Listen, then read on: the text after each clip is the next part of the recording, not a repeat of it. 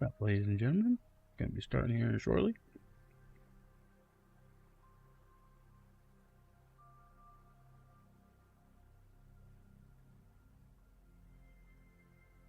Missing the fair lady, good day.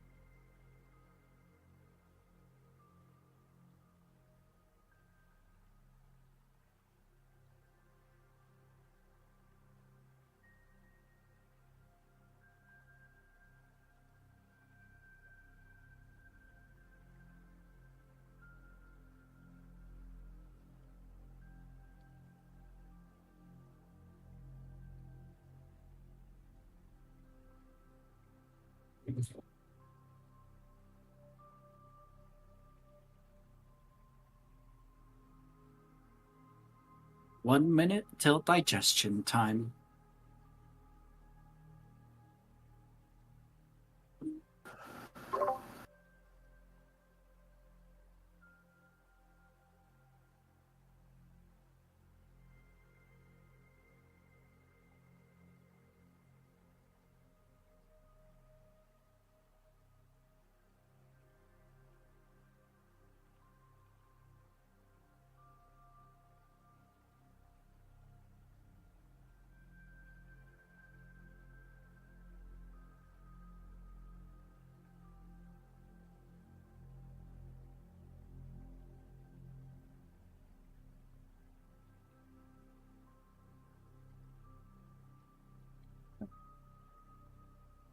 Get everything I need to. Let's hit the All right, button. sound off. 1, 2. 1. 2. Here, Captain. 3. I like 3. 3 is a very solid number. Heard you can make it. It's a sacred number, especially to those that believe in the will of macaroni. I believe macaroni and cheese. Macaroni with the chicken strips? Whoa. If it's Oh not my hot, gosh. if it's Oh not hot my dog pieces, you're doing too gosh. much. Somebody got it! Macaroni with the chicken strips. Oh. Oh my gosh. Good day made it! What? Speaking of devil, good day. How goes? Hello! We were just doing sound off. Welcome. Arhiho, are you here? Whoa, young warrior.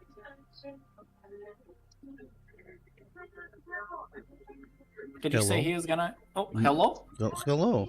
Yes. Hello. Arhijo is ready. Alrighty. Then, with everyone having sounded, let us suspend our disbelief and dive back into the realm of fantasy. Where we last had left off, our brave, intrepid band of adventurers had made their way into a seaside cave, following the rumors of a journal of stray kids found in a hidden back alley. Heading inside and beginning to explore, they eventually found out why this place had been called, quote, haunted by the children. These strange jelly things that seem to thrive in this cave are very disgusting and horrible monsters that look like booty holes. Sheesh. And after having G'day being swallowed by the first one, they managed to take it down and retrieve a flask that seems to produce a never-ending supply of water. As they head deeper within and began to take a different route, Kari made his way after stopping by the Stockpot Inn to deposit his goods from the farmer's market. Trailing behind, he entered the cave, taking a different route and proceeding through and making quite a way through the cave without disturbing any of the sleeping creatures. And as the two groups danced within, Akari found himself accidentally waking one, and Josh being swallowed and eaten, and before being spat back out, before falling to zero and disappearing from existence. As Akari made his retreat behind him, around the corner, came the splish-splashing of Arhijo, Didi, Oro, and G'day. And as they walked by and met eyes with Akari, unbeknownst to them, another large jelly creature dropped from the ceiling and swallowed Didi.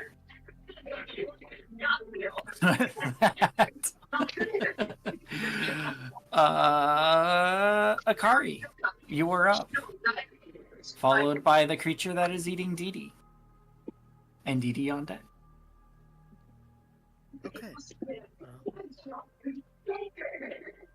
Now, Akari, before you even go trying to save Didi, we need to really figure out if we're even sure we want to save her.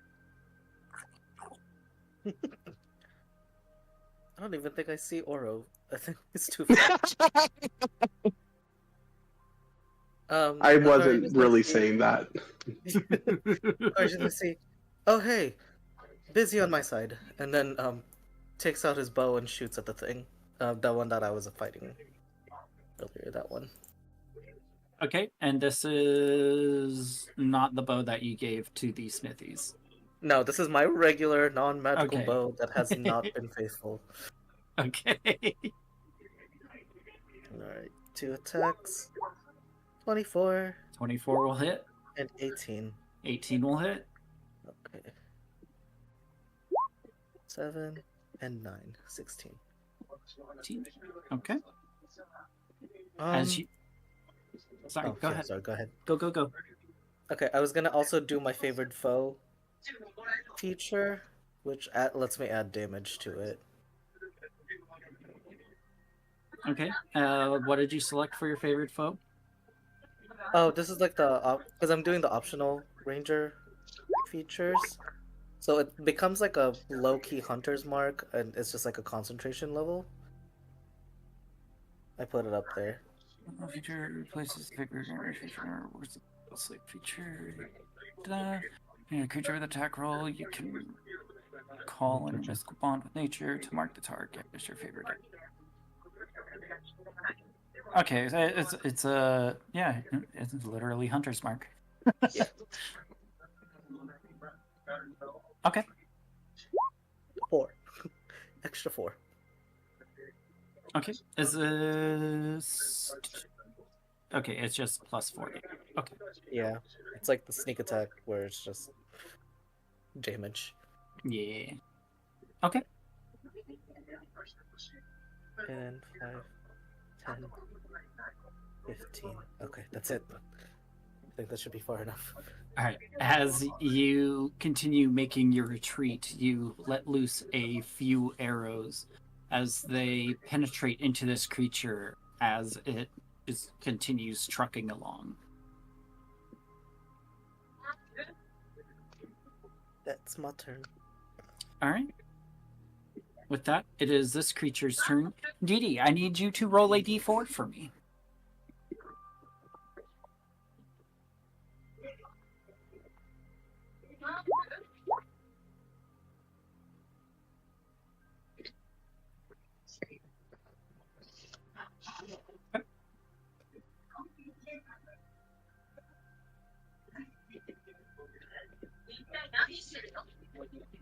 And it is going to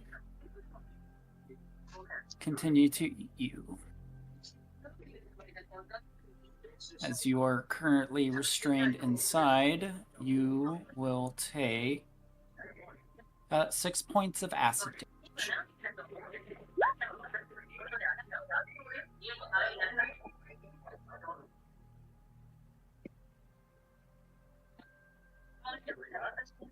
And then it is going to attempt to make a slam attack against you, Oro. What? That Why is me? a 23 to hit. Oh, absolutely hits. My AC is 11. As this thing sits there devouring Didi right before you, it thrusts about as Didi kicks about inside as it pushes you up against the wall as you take 9 points of bludgeoning. Ooh, very sexual. Oh my. Dee Dee, it is your turn. Go ahead and give me a strength save. Okay.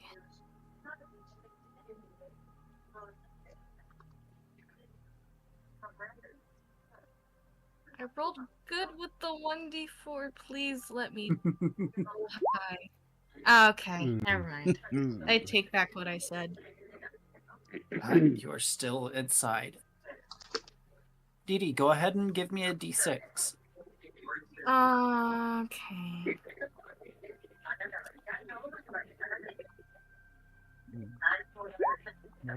Thanks. Okay. Okay. Okay. It's not on my side. All right. You are currently restrained inside. What are you doing?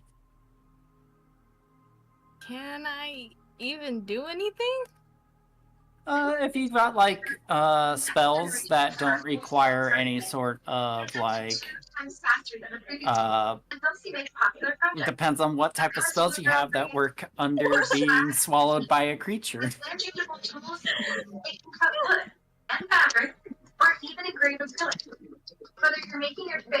inside the creature, I can't actually see the creature, right? Hang on, Wait, Oro? John, we're picking up a lot of background noise. I'm so sorry. Sorry, what was that, Dee Dee? If I'm inside the creature, I can't technically see the creature, right? I mean, you can still see like some light coming in. Everything is very blurry. You are as you are kind of inside and looking through this semi-translucent goo thing. So if a spell requires me to see the creature I'm going to attack, I would say yeah. I mean, That if you could want to play on semantics, technically all you can see is the creature. That's Yeah. True. Okay. I'd like to try and mind sliver the creature, Okay. if I can. It's one creature I can see within range, and technically all I see is the creature, right? It's just visual components. Alright. Intelligence save. It failed. Awesome. So it's 2d6. Mm-hmm. Oh, it never wants to roll high for me. That's okay. 4 points Numbers is are better numbers. than no point. Exact. Okay. And I would like to. I think I'll just stop it for now. I don't think I can do anything else. Okay. Alrighty. All right. With that, Arhijo, you are up, followed by Oro, and then the other creature. I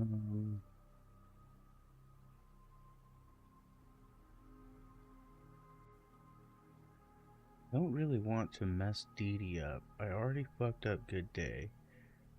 Like, very apparently, you can't attack these things and Arhijo? keep the person. Hello, can you hear me? Yeah. Okay. Oh, that's weird. Sometimes when I click on the last thing I clicked on was OBS. For some reason, you guys can't hear my push to talk. I don't know if it's an admin thing or something like that. Anyways, pretty clear. I can't attack this thing and not fuck up Dee Dee. So, is Dee Dee missing a fair amount of life at this point? I'm currently at 45 out of 59. You can kind of see based on the color of the creature as well. It's not a pinkish color. Okay.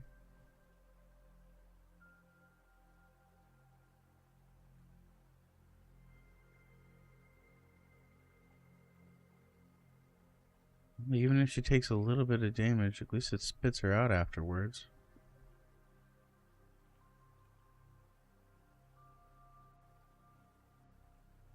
Okay. Our hero is gonna say, "I am so sorry, Didi," and then run up and start slicing thing to try and make it spit her out.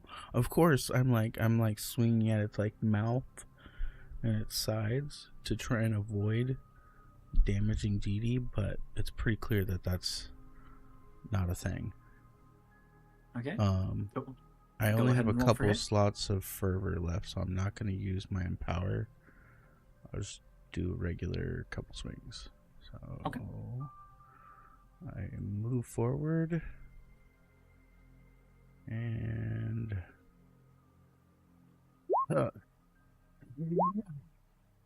Ooh. I'm so sorry. Both of those will hit. Okay. Here's our regular. Oh, that's pretty good. That's not bad.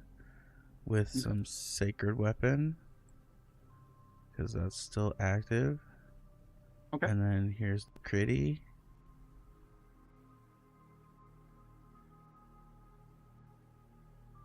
No, you don't add the dueling. Yeah.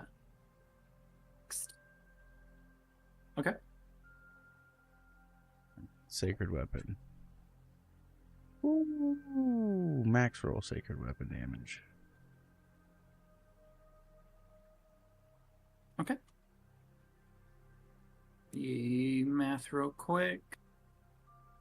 That's 28 slashing.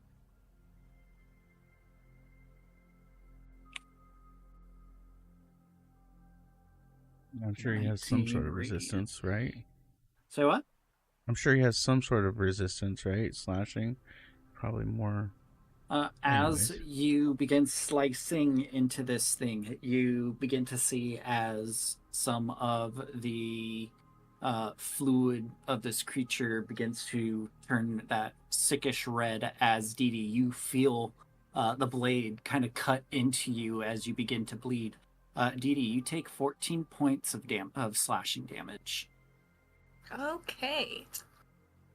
I'm sorry. As our hee-ho carves into this thing. And there's just a muffled, garbled scream from her inside.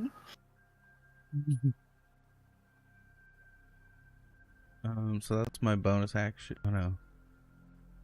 I don't. You've got bonus action. I've and got movement. bonus action, and I've used a little bit movement, but I'm not going to move out of range and take attack of opportunity. So,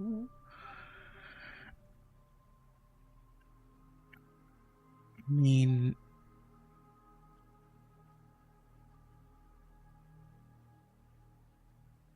as a bonus action, can I summon my? Can I use Mage Hand? No, that's like the cantrip, right? Yeah, cantrip for Mage Hand is an action. Could I use telekinetic shove, but on Didi?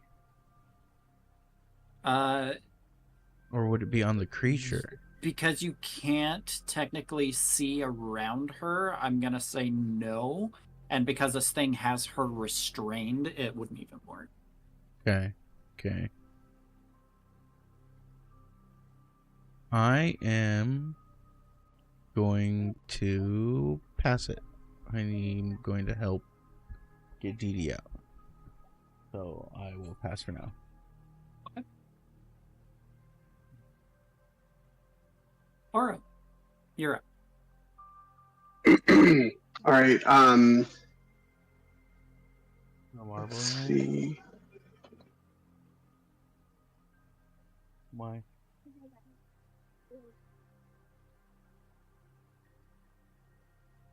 Am I really that close to it? I You're was, right huh? Yeah, you're right next to it. Yeah. Can I try to leave, or is it going to enact an attack of opportunity? Give me an insight. Yeah.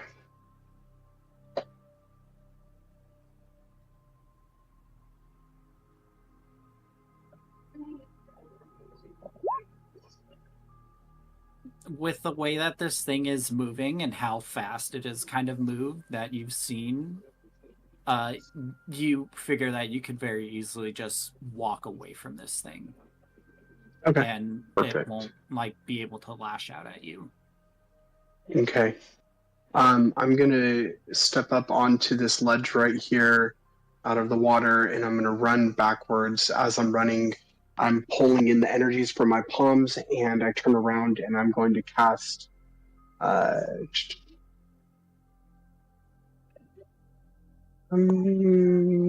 I'm gonna cast Ray of Frost on it. Okay. 23 will hit. All right. 6 cold damage. All right. How does as the ice hits the creature's like gelatinous-esque, I guess, form? Is there any? Am I seeing it freeze the creature at all? Is it responding to the cold damage? And give me a perception check. Or was the fire better? Perception.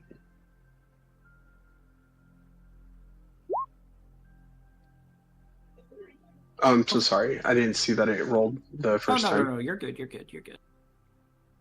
With a 20, you can tell that they both seem to have a similar kind of effect. You can,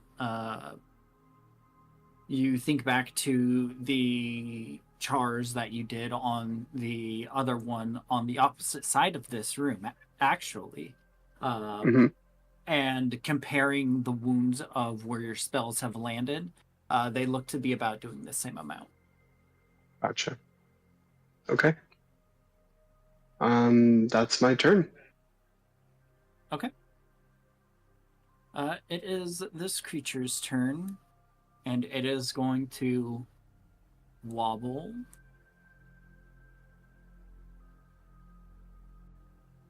And stop right there. Good day. You are up, followed by Akari.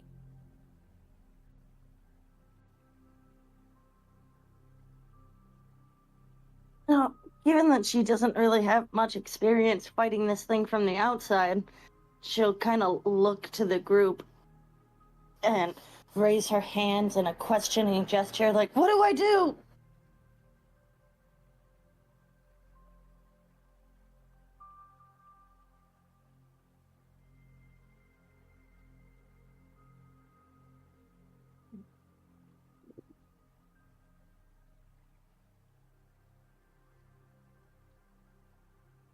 What does anybody have a response for her?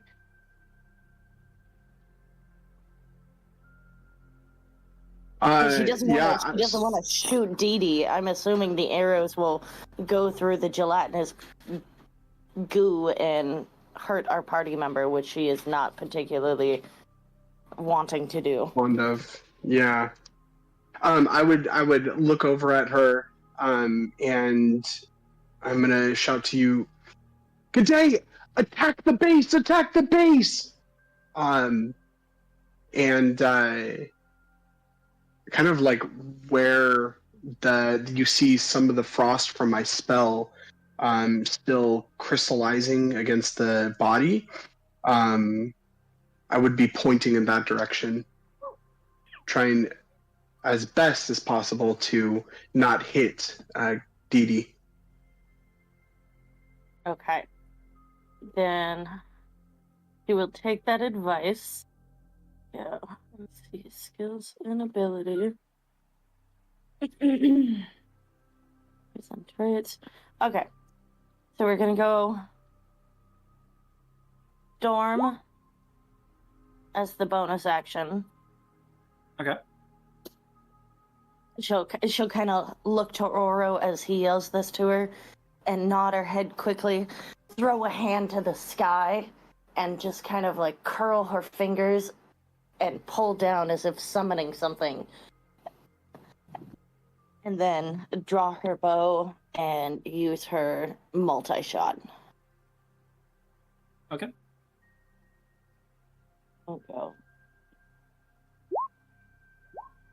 1. Does 16 hit? Yes. Okay. And then we'll go. Oh shit. Is it 1d6 or 1d4? It's 1d4 when you hit, 1d6 if they move. Okay. Got it. Dun, dun. Okay. So 9. Second arrow. I'm That'll assuming that also hits. Mm-hmm. Okay, so 9 and 15, 24 total. Okay. Let's, um, let's see.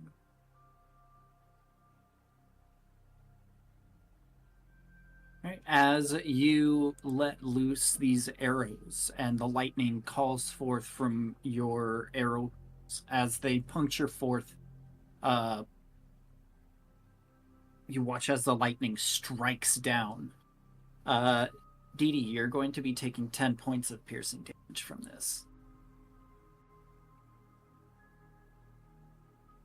As the arrows sink in and this creature writhes.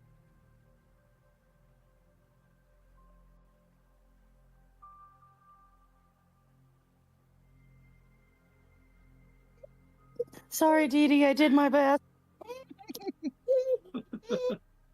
As you begin to see these dark lines of red inside of this creature.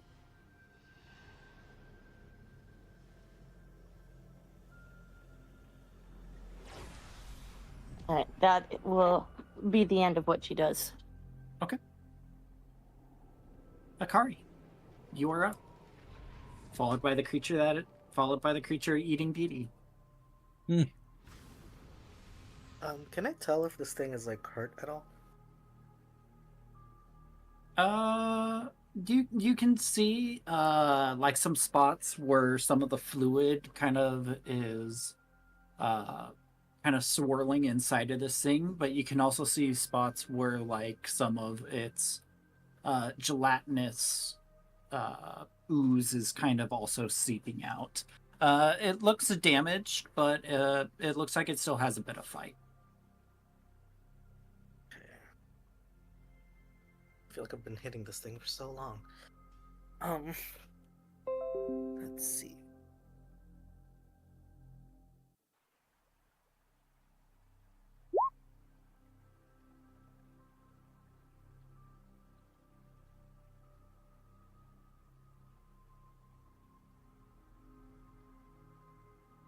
Yeah. Okay, yeah.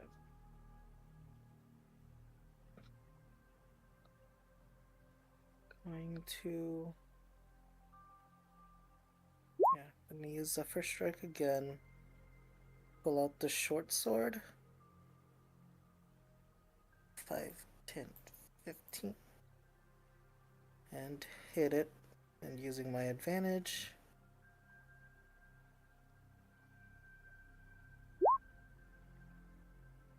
Okay, 20. Yep, that'll hit. Use that first for the Unbreakable Strength. Ooh, let's go. Nice. God damn it, that's a 9. 9 plus 4 is still a 13. Oops.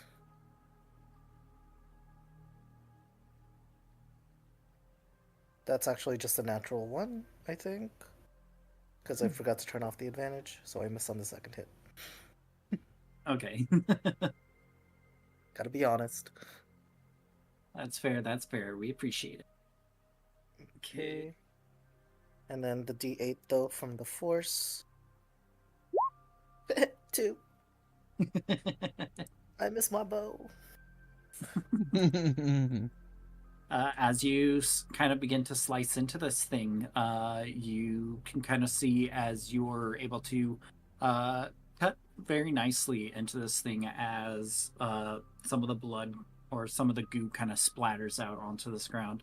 This thing is looking pretty fucked up. Okay. Is there any space to squeeze in through this thing? Like to squeeze past it? Not from this image, no. How high is the ceiling compared to it? Can I jump over it? I would say no, only because you've already used your action to attack. Okay.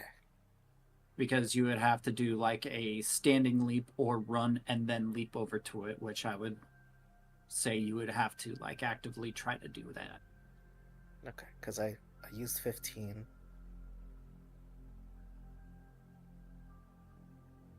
Okay, yeah, now I only have like 40 feet of movement left. So he's just gonna do this hit and run tactics and just go for it. 15, 20, 25, 30, and go there. Okay. And that's Anything? Okay. With that, it is the creature's turn. Dee Dee, go ahead and roll a d4 for me. If you roll a 4, re-roll.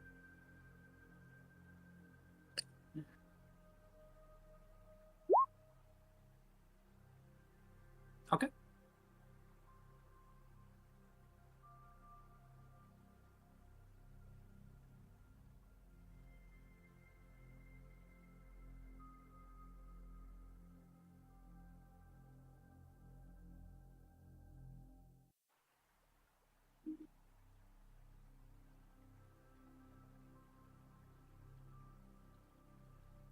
Dee Dee, you are going to take another 9 points of acid damage as this thing continues to eat you.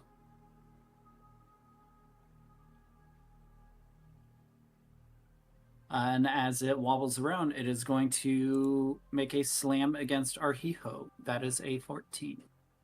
That's a miss. All right. With that, Dee Dee, go ahead and give me a strength save.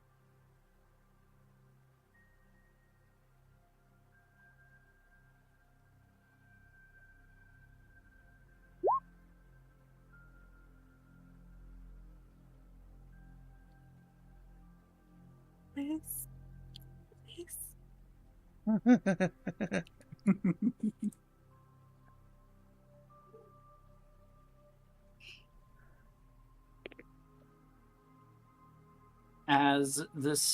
As you struggle against this thing and you flex your muscles and push out with your arms, you're able to disrupt this thing as you feel this thing begin to rumble around you as you feel yourself ejected from it, landing in the pool of water, taking 4 points of bludgeoning damage. Okay. Go ahead and give me a d6. Okay.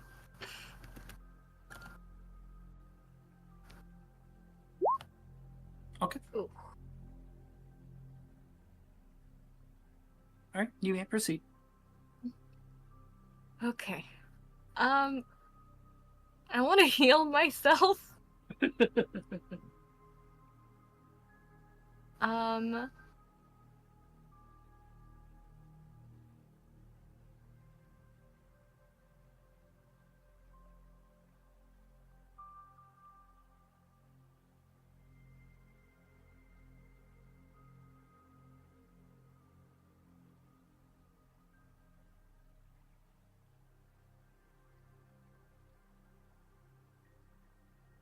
How are you healing? Yeah, I'm going. Sorry, go ahead. I'm gonna use. Oh, you're good. I was just reading to see which one would have been best. Gotcha.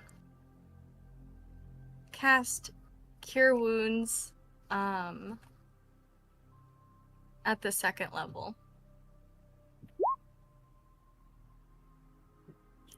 And it was still not great. That's okay.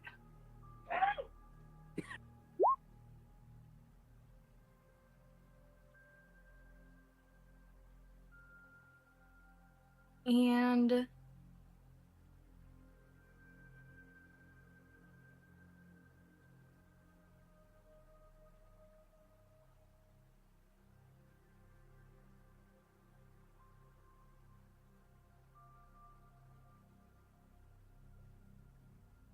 I'll leave it at that.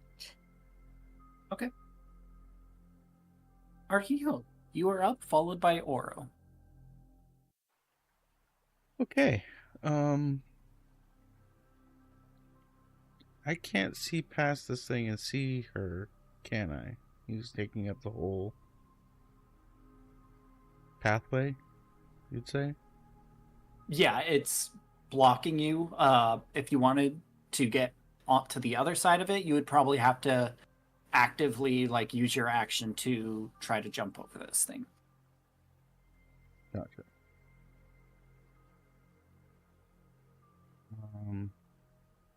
Probably be best off just trying to unalive it. So,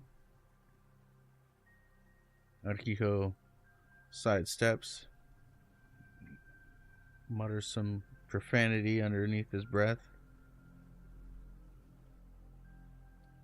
He'll take 2 more sweeps.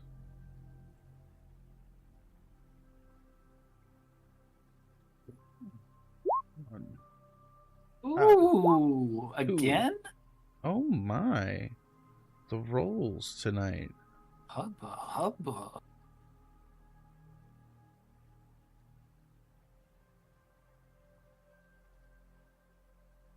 $12.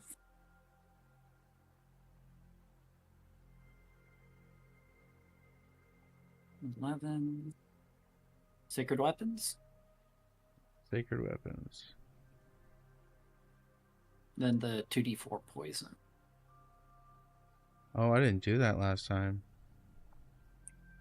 Okay, go ahead and do 44 poison then.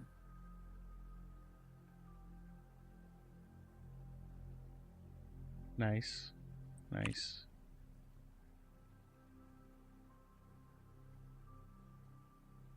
What's our grand total here? 14, 26, 37. How do you want to do this?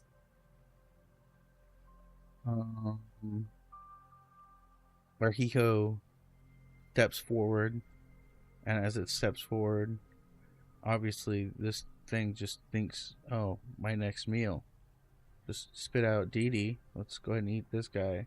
Narhiko counters by drawing his sword and slicing it through its mouth as it attacks, pulling all the way down past it, and then it melting into its ooze on the floor.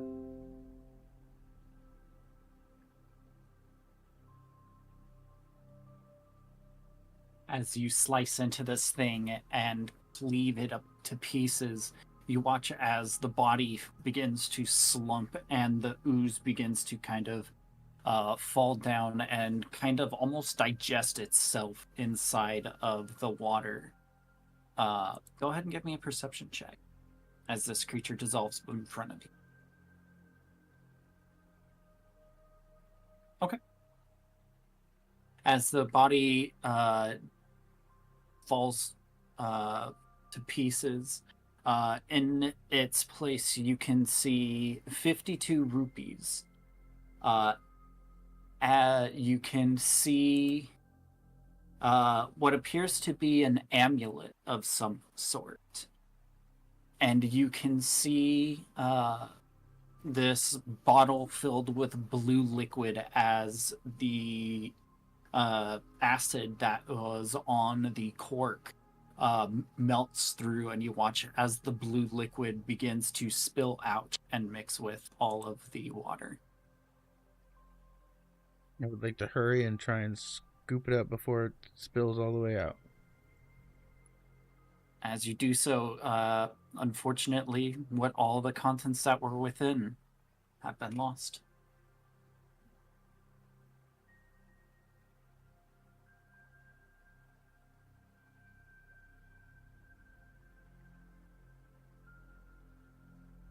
Was there anything else you'd like? Yes, I will move over to Dee Dee. Movement. And then bonus action.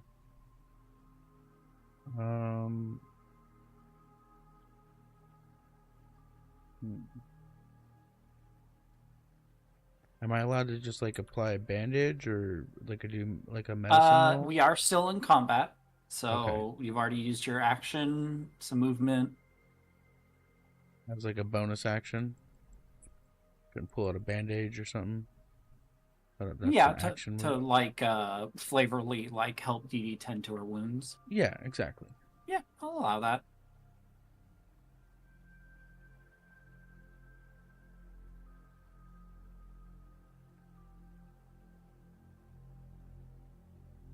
As you as you go to help bandage part of Dee Dee, you dip a little bit too low with your wrap as you sink as you accidentally dip some of it into some seawater.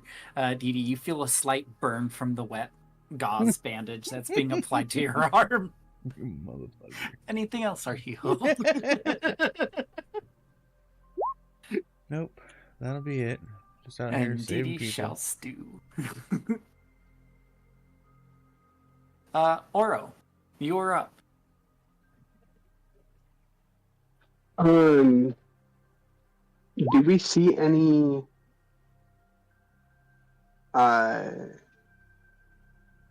enemies around us? I mean, you can call out. You know that Akari is in the hallway. Okay, yeah, I'll call. I mean, have we heard the battle going on just beyond the bend? I would say that you are more so focused with the one that was going on right next to you. That you I don't think he ever asked Akari what was going on down there. Mm-mm. But we were about to, but then all of a sudden Dee Dee's in the middle of being eaten. Mm-hmm. Okay. Then I'll call out Akari. Okay, well then don't put your mouth on it anymore.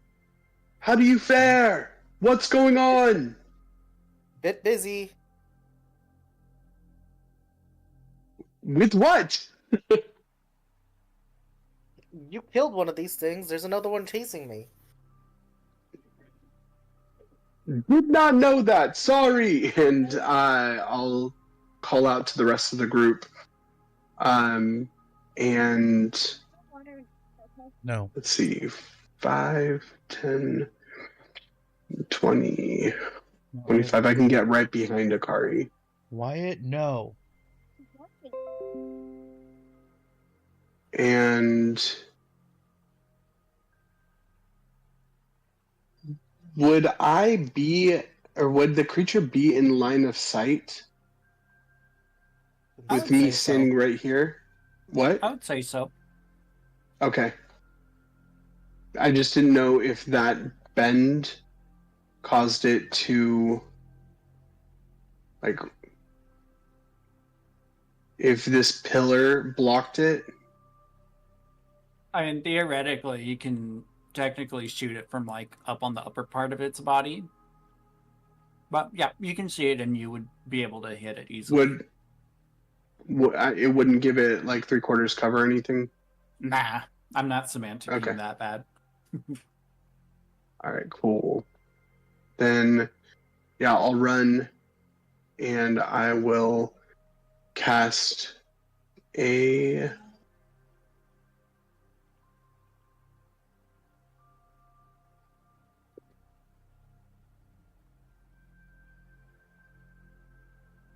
Sure, why not? I'll cast Ice Knife.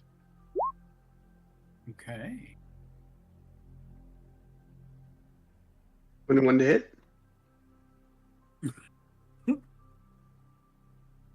And then he has to roll dexterity.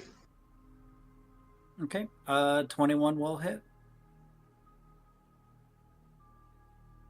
Dexterity, he does pass. Okay.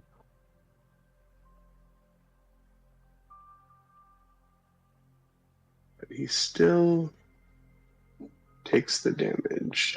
It was just at level 1.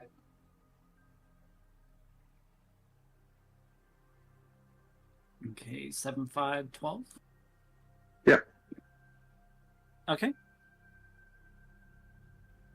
This thing is looking really fucked up. Nice.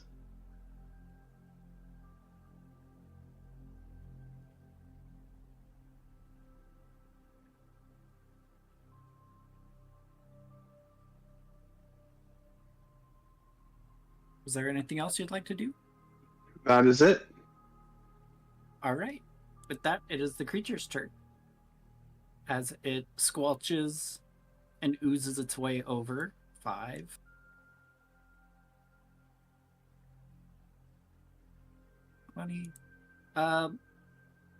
Oro, Akari, give me 1d20 to see which one of you it tries to eat. I misjudged the distance.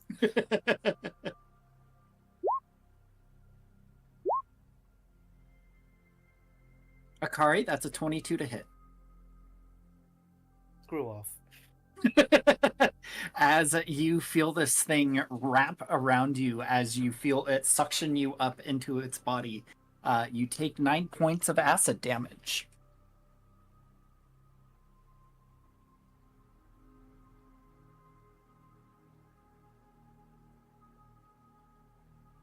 Akari, go ahead and give me a d6.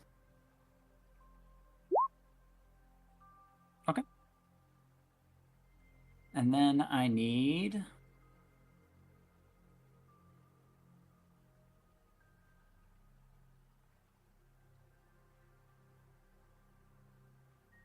Give me 1d20.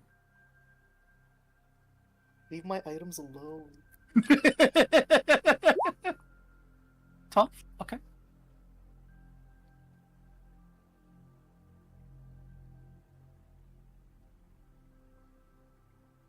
Okay. Okay. Noted. Just okay. I know what I'm eating here. Oh, all the grayed out things in my inventory, by the way, are like the stuff I left in the hotel room, or like the Yeah. If that Yeah, helps. I know. I.e., not available for eating. Gotcha.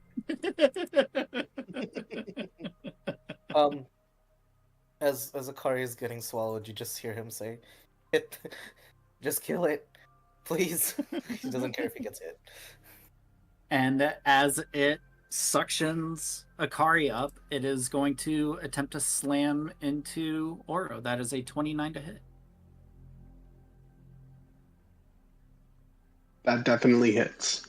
As this thing retches around and it smacks into you as you take 10 points of bludgeoning. Oh. Good day. You are up, followed by Akari.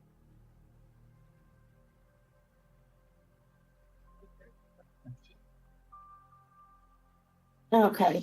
The one that had DD in it, you said that one's dead. Yes. Can I see the other one?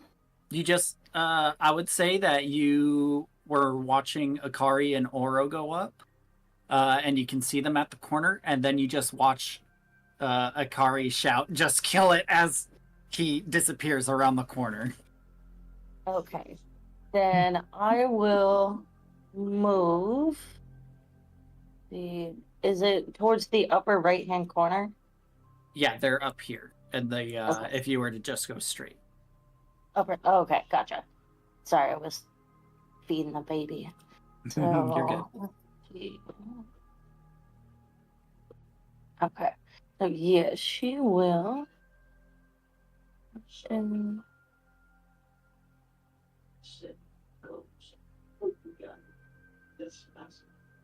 right there.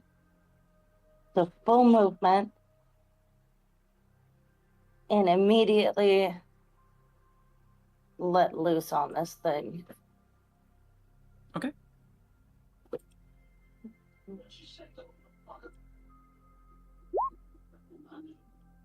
12 will hit.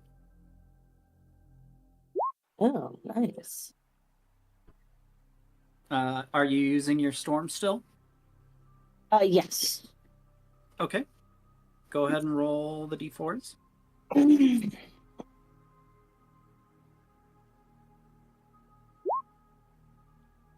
Okay.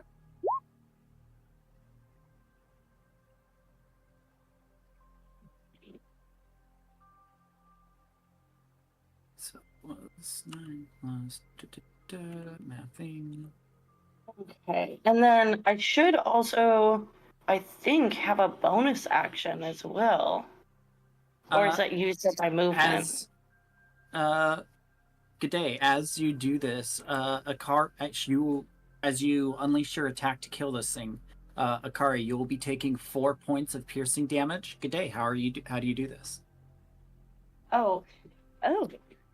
So as she hears the scream of her teammate, she will heroically leap into the next room with her bow drawn, unleashing nature's fury as she looses several arrows and lightning crashes down as the second bolt of lightning hits this creature and explodes it into puddles of goop that splash out across the walls. As you do this, as the body itself gets blown apart by your onslaught, you watch as the goose splatters against the walls and kind of falls to the ground lifeless. Go ahead and give me a perception check.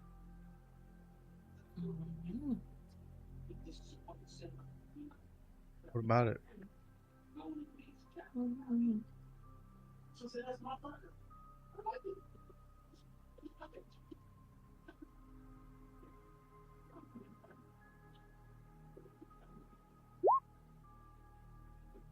Okay.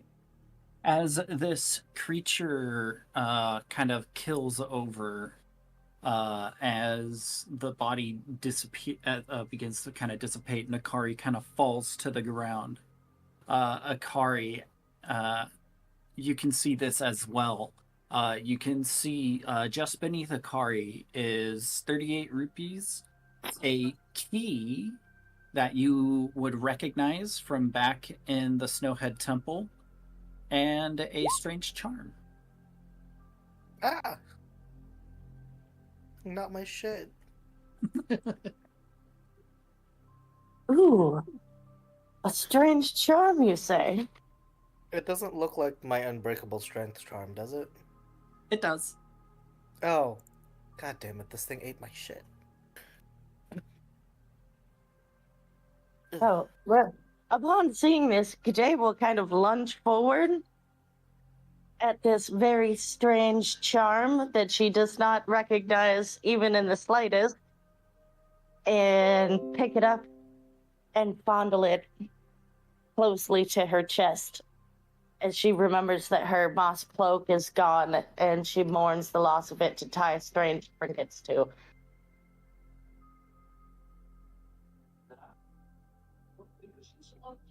What does your morning look like, G'day?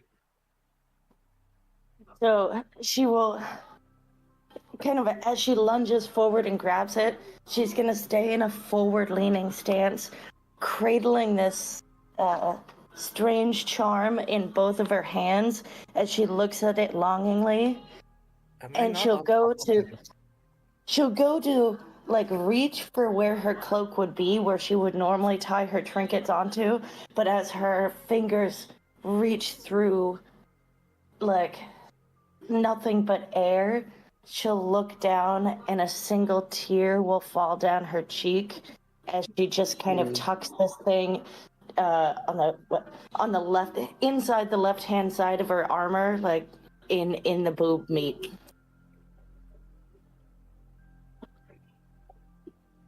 Can I roll a perception check to see if I notice this? Yeah, and Akari, what are you doing? Yeah, would I have had time to pick up my stuff? You and G'day can give me an opposed sleight of hand if you wish. Oh,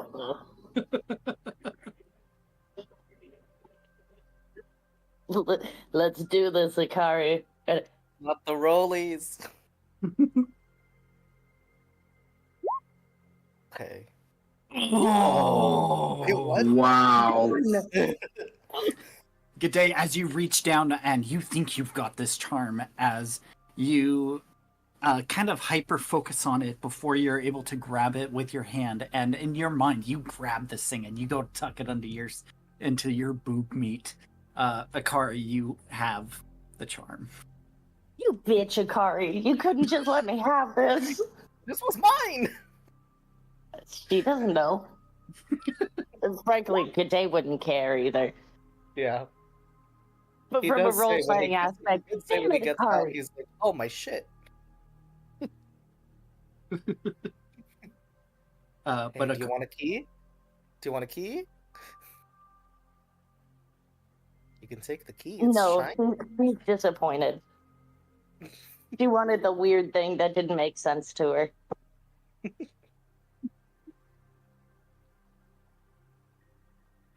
but Akari, you can recheck those guys.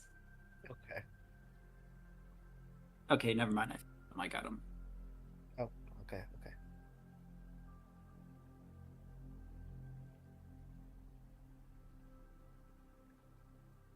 What do you all do? As you are out of combat now.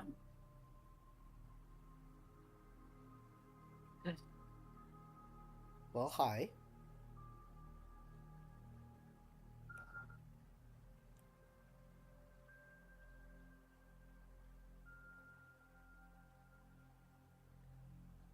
Uro, if you're talking, you're muted.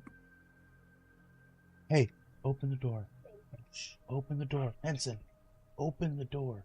All the way. You guys I are leaving, the am door stays open. currently cleaning my clothes from the like and Okay. like you'll actually see me kind of take my boots. I'll sit back or I'll lean against one of the rocks or the sides, the rock wall, and I'll pull my boot off and kind of dust it off and maybe pour out some water. And hearing the occasional drip of water from the stalactites above. I'm going to be listening out. Do we still hear the flapping of wings, DM? Give me a perception check.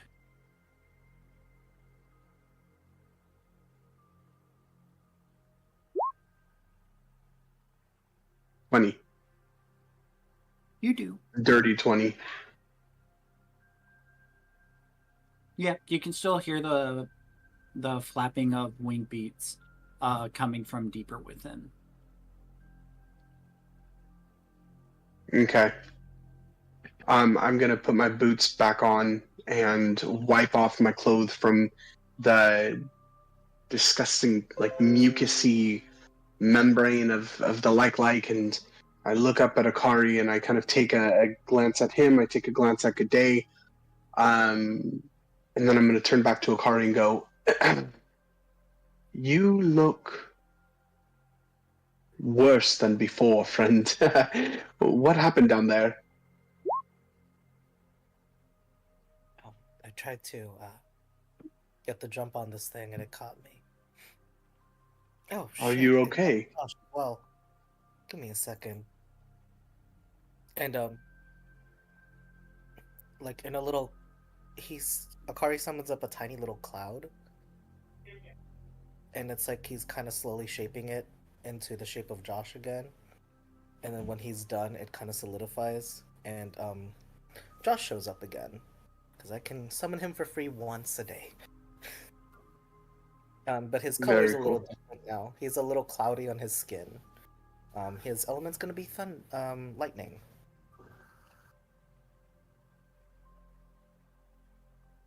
Actually, can I do thunder? I forget. Yay, lightning twins. Boop.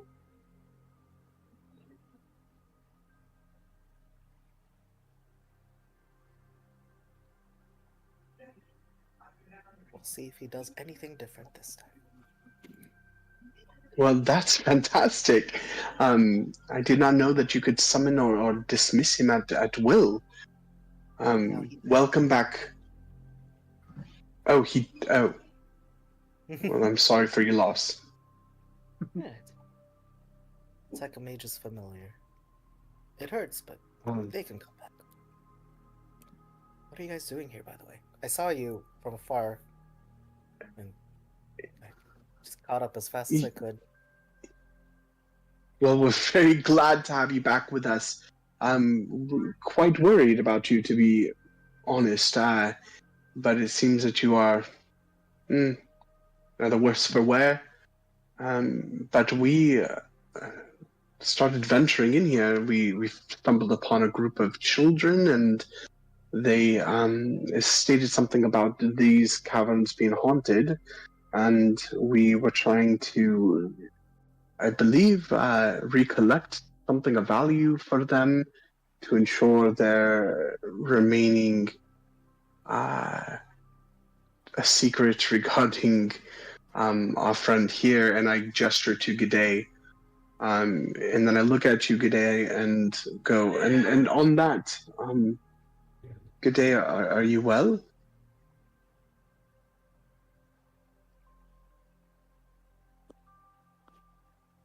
She'll turn and look, catch him straight in the eye, which is fairly unusual, and say, but yes, of course. You see my face resemble pure shock. She's also standing upright in a normal human position.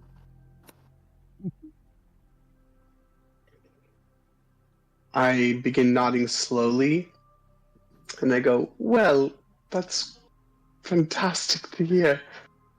Riho? Arhijo is currently crouched over, was bandaging Dee Dee, and then put his hand on his shoulder and hit her with a pulse, a fervor heal for 16. Hold on 1 second. I am tending to Dee Dee. He was quite injured.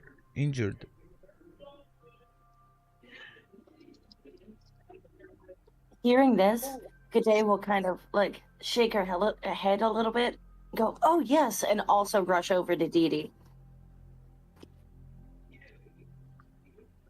She can't heal, but she'll kind of like fawn over her a little bit.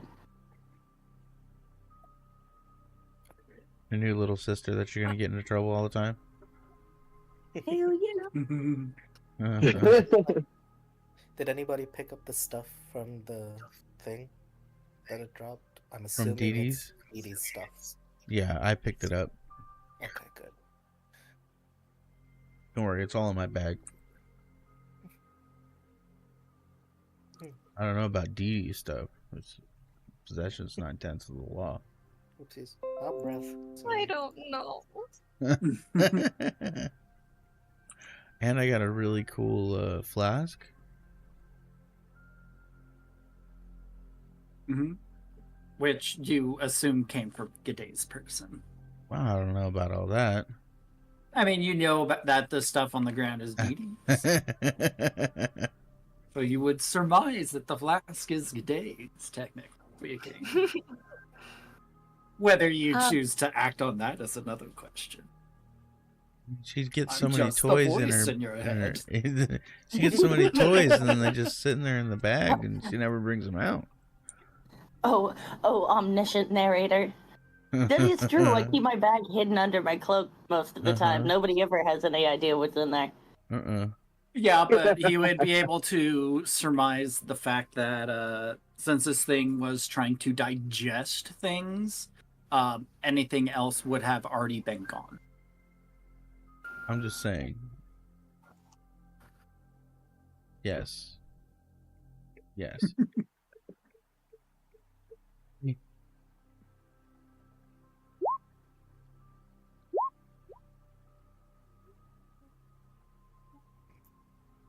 Yeah, Baba. I would like to cast this on the party and myself, if that's all right. You're gonna hang out for 10 minutes? Just saying a little prayer. I mean, since the whole group is together, what is that? I guess it couldn't be too terrible. And why not? G'day will stand there as she's like kind of hovering over Dee Dee. She'll reach out to go pat. Wait, do you have hair, or is it like just moth fluff? Moth fluff. Okay, Dee Dee so will reach mimic. out and go to reach out and pat the moth fluff on your head if it is allowed, as she's humming a tune. Dee Dee will accept that, as her head is bowed and she's mumbling a small prayer. Oh, Just a light patty pat. how long would you say Akari's been in here compared to the others? The before the prayer of healing, probably Akari would have been in here for about probably like 7 to 10 minutes. The others have been in here for probably like a good 30 minutes. Okay, just keeping track, because Pass Without Trace is an hour, so he has 40 minutes left on it. Gotcha. Oh, no, Got I lied. 19? Because I Zephyr Striked. I will need to recast it. Womp womp. Yeah, it's fine. That's what this is level. The second level's spell slot is for. Is that And 19 heal? Yeah. Sorry, go ahead. Oh, And you got the 16 for me, right? yes. What does that put you at? Are you still effed up? I'm at 31. Oh, it's 31 plus 19. I can't do mental math. 49. Plus 1950. 50. Is that 50? Awesome. I'm almost at full. I'm at 69. Nice. My bad. As One of my spell slots and healing word myself. okay, have you Arhiho, before you do that, have you already taken in the DD heal? Oh no, how much was that? That was 19. Mm-hmm. Everybody? Yes. Yep. I could do up to 6 people. So, Okay, yes. never mind. Yeah, I'm good. Just that way you aren't wasting a spell slot. Yeah, appreciate it. Mm-hmm.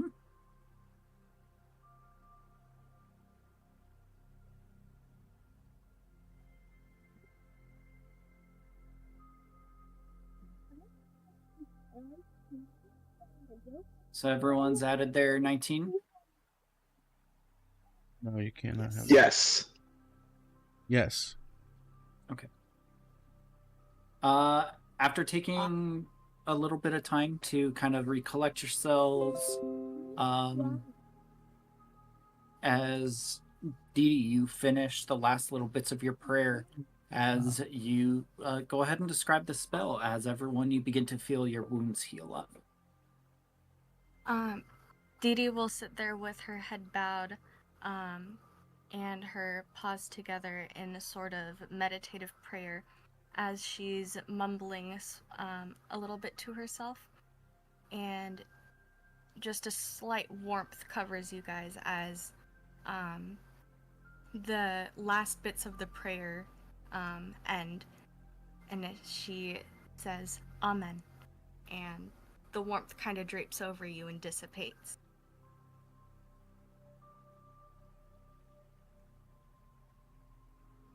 As you all feel your wounds kind of begin to close up, and you all kind of finish tending to your wounds. What do you do?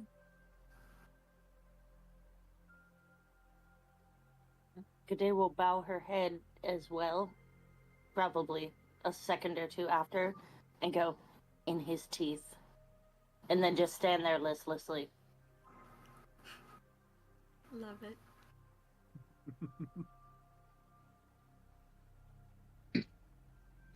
I inhale sharply as I feel the warmth of your spell knit together the bruises and scrapes left by the especially the scrapes on my back as it slammed into me and shoved me up against the side wall. And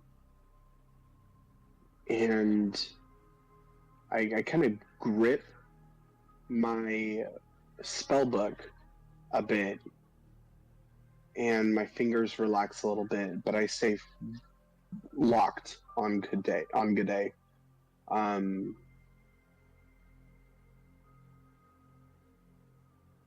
And I'm going to go, good day. Are you well?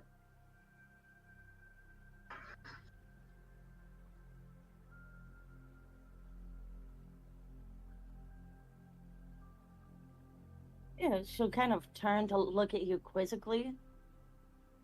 Well, yes, quite.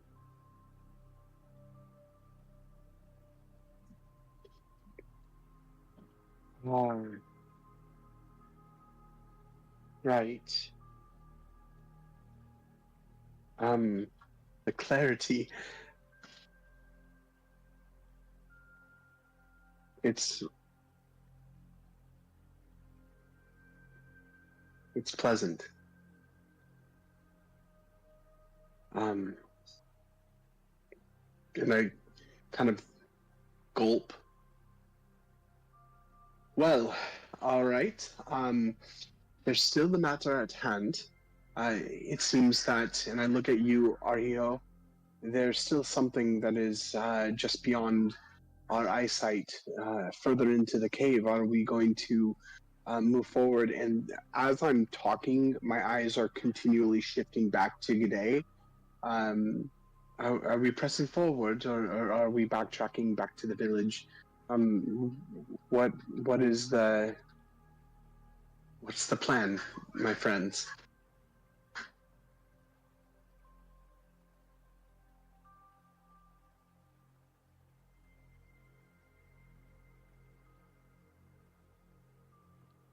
I just came to follow you all. I really don't know what you guys are doing here, but I did hear something down the way. But there's so many of these things. Yes, Just and keep light feet. they keep They're dropping blind, but they hear. items. Though we could very easily get a bunch of stuff for the group. But look at all this stuff I found, and I'll go ahead and produce the 3 items I found from Dee Dee and the item I found from Good Day.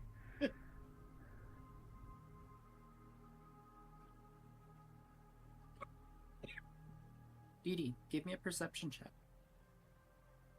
Okay.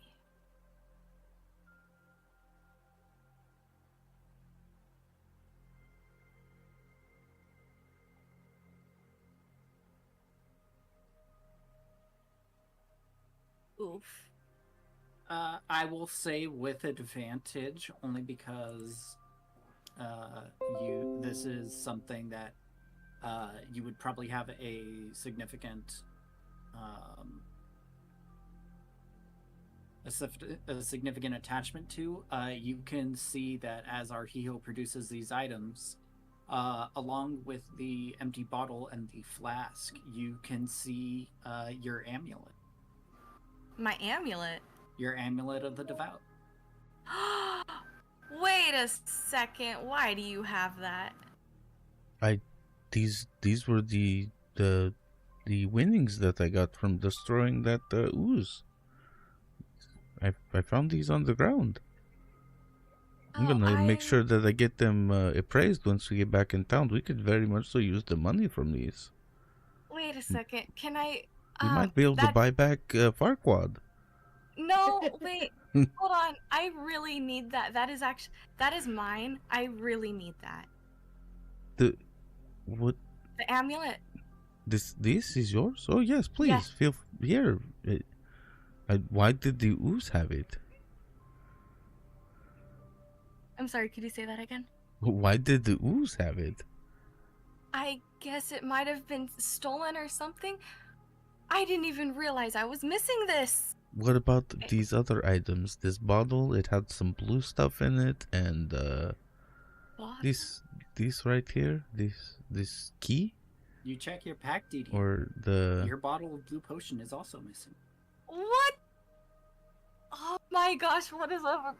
Oh. And Please? it dropped these two, the rupees. 1, 2, 3, 4, 5, 6. It looks like 52 of them. What am I missing? 52 rupees? You count your purse. No. Okay, the rupees are not mine, but that blue bottle and the amulet is mine. The bottle is empty.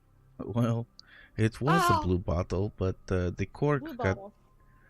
a little bit damaged in the acidity of that ooze. Well, you can feel free to have these two. I keep the rupees, and then nobody recognizes this flask though. And I'll kind of holds it up, shows the group.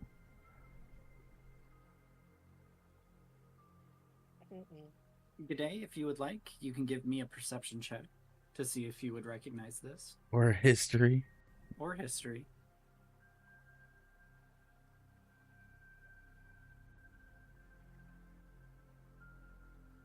Everything's fine. That's a pretty neat flask he's got there. Hey. Yeah. That's interesting. I've got more treasure now. Alright, now I'll officially add it to my ledger. Okay.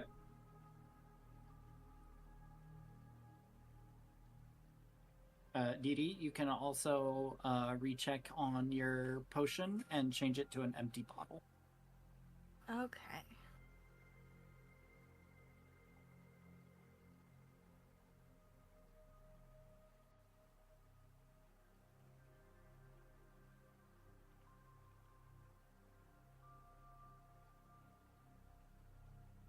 Oro, go ahead and give me another perception check.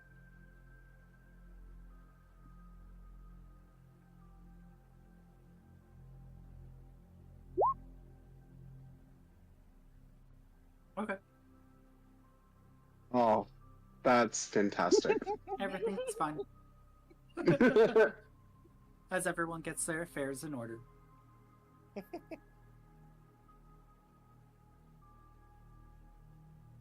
I'm gonna move over to Arhiho though, and I'm going to try to whisper to him regarding good day.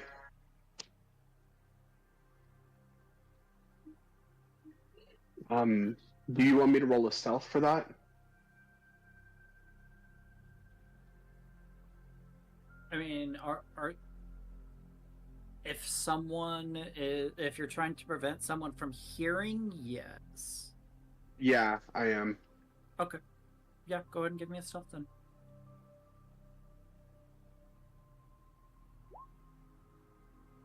Mm, 11. So I move over to you, Arhiho, and I'm keeping my expression neutral, and my voice drops really low, and I'm really trying not to draw G'day's attention. But I go, Arhiho, something's wrong with G'day.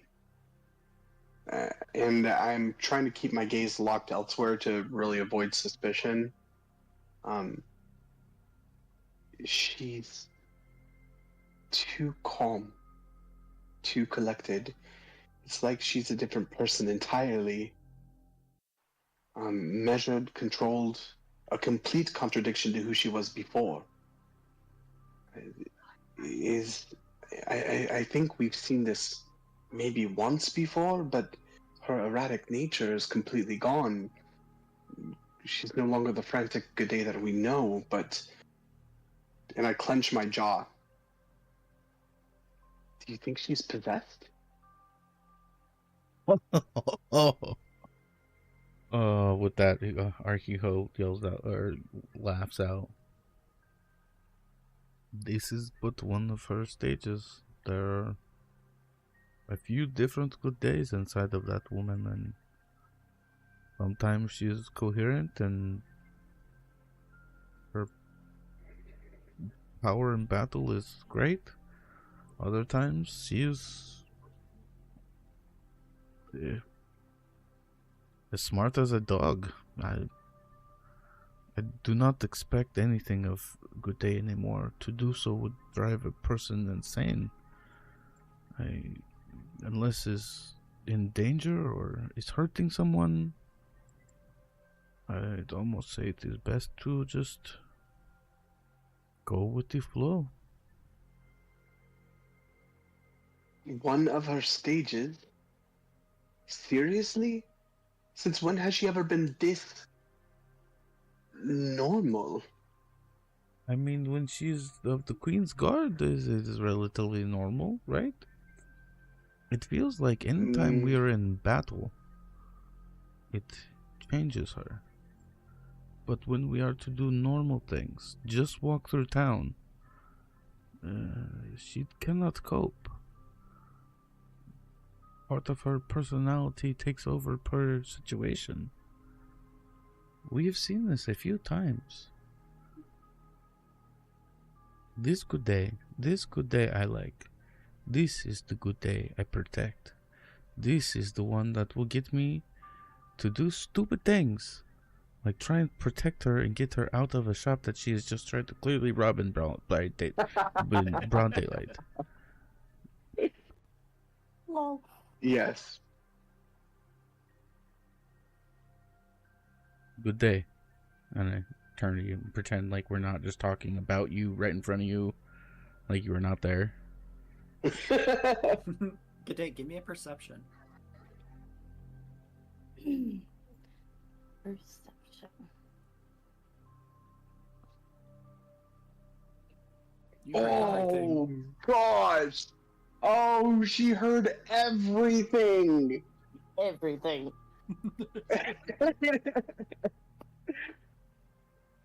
I was gonna say, and this is legit. I was gonna say, I agree with you, Arhijo. Maybe I am overthinking it. And if she is calmer now, maybe it is a good thing. I just worry about her. Even though she has tried to kill me multiple times, I do care for her deeply.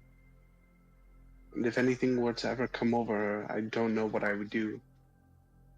But I know that each of you have grown on me. And I am fairly certain I would willingly give my life for you guys. So, just continue to lead us, friend. And I will follow in your steps. We got lucky this time that she did not freak out like the first time we saw a gelatinous cube. That was something to worry about. I can only imagine. Yes, I can Good only day. imagine, friend. That would be an incredible sight to see. Are you okay? Good day. She'll turn. As the roles have said, I assume DM. We're sticking to what everybody said, that I heard everything with that 19. Okay. Mm-hmm. She'll turn and kind of look with a generally placid face and kind of make eye contact with Oro, as I see it probably lean back from trying to whisper in a way that I assume is much like a child trying to whisper, but everybody in the whole room can hear. Yes. And she'll kind of like reach down towards Dee Dee, holding out her hand like she wants to like hold hands with her.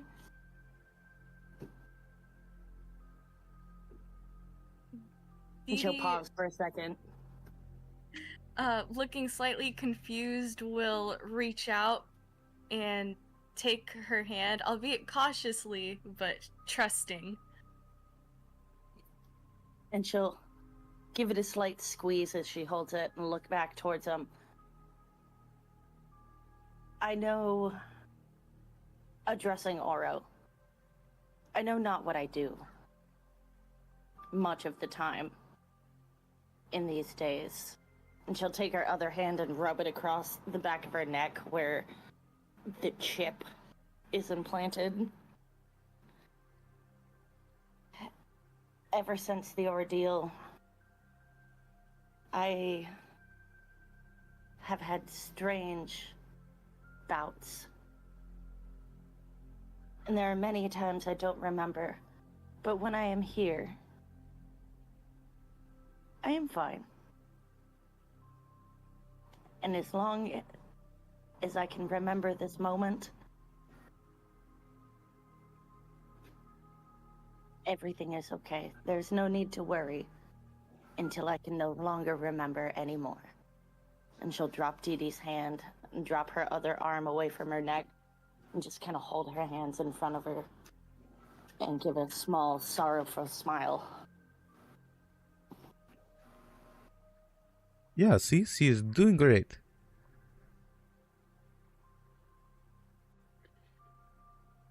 As you She say drops that, down good to all day. fours and attacks. No, I'm kidding. Oh my gosh. Oh, oh wow. That'd be incredible. Uday, as you say that, I stare at you.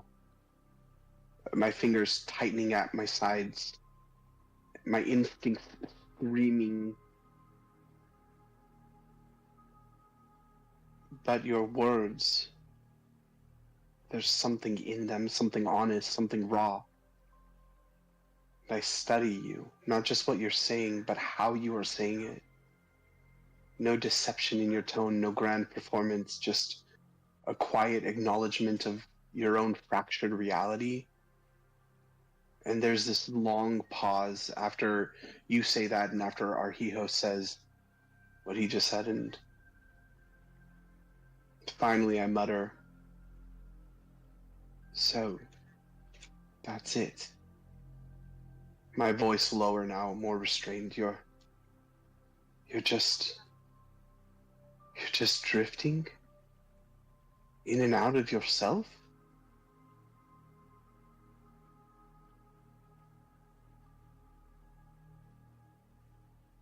That is how it seems. And day by day, I fear I lose more of myself over time. I just live for these moments that I can remember your faces in my dreams and remember to be myself again.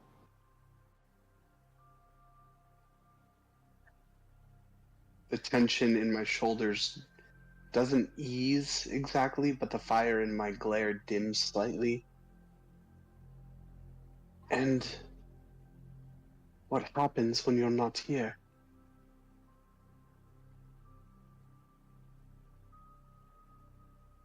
I kind of look at him and shift her head to the side, kind of wrinkling her brow in a quizzical manner. There is nothing. There is nothing. It is pure black.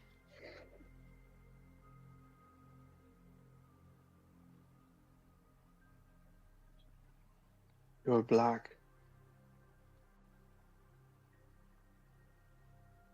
And you're just at peace with it. Maybe sometimes there are snippets of occasional fighting and burning and children and running in fear, but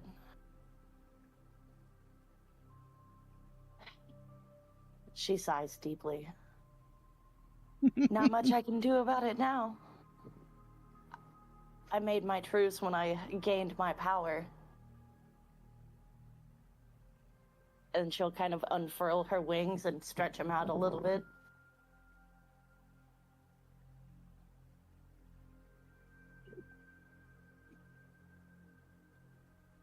You did get a little better or a little worse after going off with the Valkyries. You are a different good day than I very first met. But there's nothing that we can do? Have we not sought into this? Is there no help that we can get her? Surely the greatest of clerics must have some ability. Where would you start? None of your mages? She'll kind of shrug her shoulders and go, "It's the last time I remember everything quite so clearly all the time before I went up with the Valkyries. And then when I came down, it was like the knowledge overtook my brain. But who knows? She'll kind of throw a hand up in the air. Who knows? I'm here now. We should continue our journey. And she'll put her right hand on her hip and kind of look in an impatient manner. What are we standing around for? I am like, there's a shiver that runs down my spine as you are just so at peace with this. And I'm looking back and forth between you, G'day, and Ahiho, and then the rest of the group, and I'm just like, seriously, just accepting it. God damned it all. Well, G'day, lead on. Yeah, she'll kind of shrug again and go, well, I mean, I can call a storm within a cave and call down lightning where lightning should never be. So I do not see the problem here. Yeah, it's not our place. Dee Dee will reach out and say, "Thank you for sharing, G'day. We all appreciate to know just a little bit more about you and some of the reasons you do some of the things that you do." she'll grin widely, showing every single one of her sharpened and blackened teeth, and kind of flex her wings in a little happy wiggle of a manner, and use one to point forward and say, "The adventure awaits."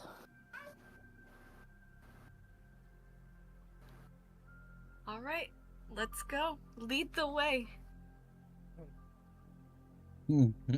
Never have I ever thought that I would be wound up with a schizophrenic, I don't even know what you would call her, or a dragon.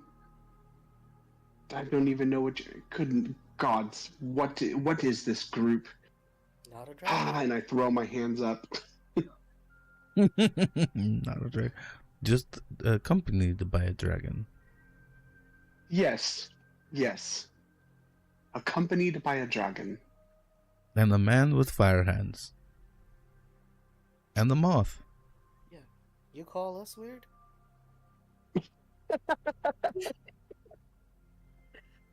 The way you just They will said, kind of "It's giggle. in a moth."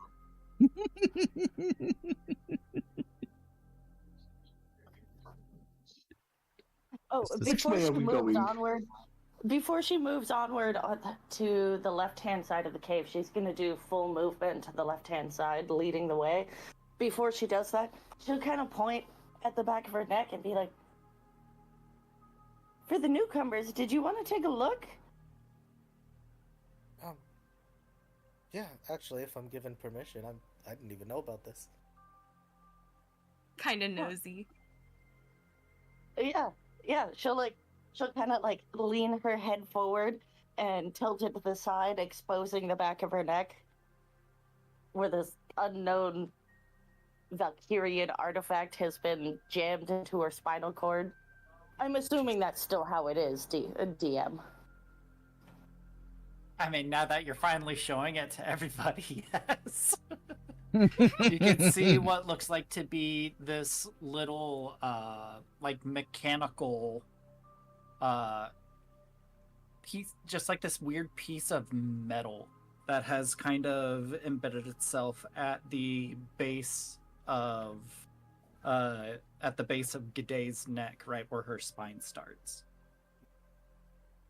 And you can see how it's kind of burrowed its way in there, and you can see like some spots where some of the scar tissue has kind of formed like these little rough ridges.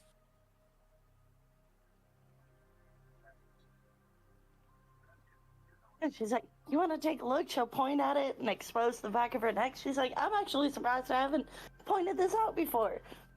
Come, Usually look." you try to bite us when we get close. Oh. Well, yeah. Sorry about that. I can't exactly control it.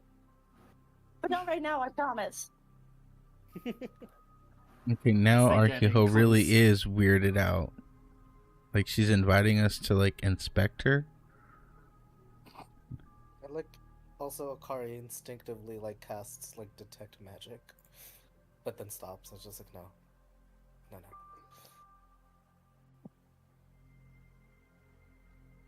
But What I does it definitely look do like? go, yeah. Yeah. It looks like a shiny chromatic piece of metal that is kind of protruding from G'day's skin. Does it come off? As you take a look at it, you can clearly see where some of the skin has kind of grown over it in this weird, almost amalgamation of like fused flesh and metal. It's been in there for a while. Can I reach over and try to pull at it? You could certainly try. All right, what do you want me to roll? Are you trying Let's to do like this. pluck it out? I am. Give me a sleight of hand. I'm a wizard. I study these things, and so especially with my background, like my background, DM. I studied under business with Malcontract, and so like my naturally curious side is just fully taken over. I've never seen any kind of integration like this before, save for the highest elite within the government of Ravnica, and so this is like. I want to see if this is Ravnican tech or what kind of tech this is. And so I am absolutely just flabbergasted by this and drawn in. I want to see what is running this thing. So, yeah, what do you want me to roll? Go ahead and give me a slight. Give me a medicine check. Ooh. Because you're more so 16. inquiring into it than just trying to like pull it out like a scab. Correct. Yeah, 16. As you kind of look into it, the tech itself, you can see some trying to think of the best way to word this. Some similar concepts that you have seen in Ravnica tech, but this seems to have a twist on it, where you would expect like this this doodad and boopop over here, and like that you would see that you would be familiar with Ravnica tech. This one appears to have the zing zong and the doodah over here instead. Okay. Does it hurt you, G'day?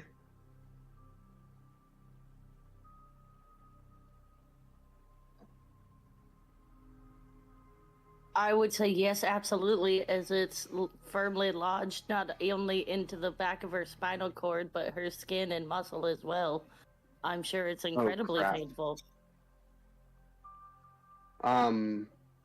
I'm sure, considering the fact that it's had an effect on her brain and physiological, like, being, it's probably got something embedded in her brain as well, but I don't know that deep into it.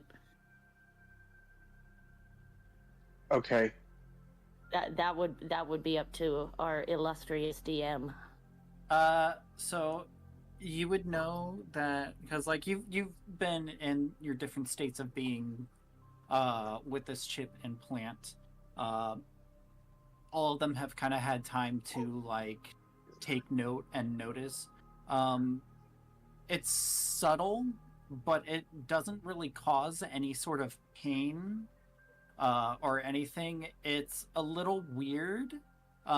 Sometimes there's like very fine lines that like a piece of hair will get stuck in because God fucking forbid anything not get stuck in a tiny piece of metal. Oh god, yeah, of course. It's But like outside something of getting that, wrapped around an earring. ugh, that's Yeah. horrible. But it otherwise causes you no discomfort or like negative effect. And I Oh, wasn't I was talking pulling about like hard. okay, yeah, I was talking about if he was trying to pull on it, it would cause No. pretty decent amounts of uncomfortability. I'm actually more so interested in the finer integrations of this technology embedded in your flesh, and as I finally, like, I kind of move my fingers gently over it, and I'm feeling the inlays of the pieces of metal that are actually sunken beneath your skin. And so I'm not full. I do gently pull on it, but not so much that it's gonna hurt. But I look at it and I go, I don't know what this is. I've never seen any piece of technology like this. I mean, I've seen things from Ravnica that I thought were miraculous in nature. I mean, cybertronics and mech machines that are fully integrated within uh, a humanoid biology, but this is beyond anything that I've seen before, and this is no piece of Ravnican technology that I've ever seen. It's not of this world. And you say you got it where, G'day? She's gonna kind of like look back and roll her eyes. I already told you it's Valkyrian. I am a Valkyrie. Valkyrian. Valkyrian. And at that, I move away and I open my journal and I flip through some of the pages and I start writing furiously. Valkyrian technology. Let's see. Let me. Wiggle her hand in a like la-di-da kind of a. Yeah, like Valhalla warriors, winged warriors. You heard of them? Winged warriors. I have. Valkyrian. Let me see. And I begin to kind of tap on my temple. Valkyrian. Ah, yes. Not from Ravnica. A Magitech from Kaladesh, perhaps. Phyrexian in nature, maybe. Something dangerous, obviously. But Valkyrie. It's old, powerful, and this tech does not just attach itself to people. You can It has a tell that purpose. today is starting to lose her patience. Just like in a normal person way. He's like starting to tap her toe on the ground and like huff a little bit.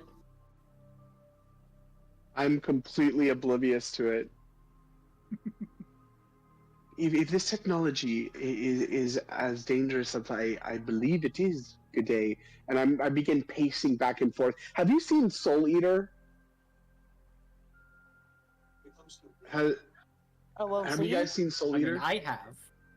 I have not. Okay, so you. If we're talking above table. Oh my gosh. Yeah, above table. I'm so sorry. You know the part in Soul Eater, Excalibur, when he starts his God. 4 hours. Yes. Oh my god! Gosh, item. Oh, he's such an icon.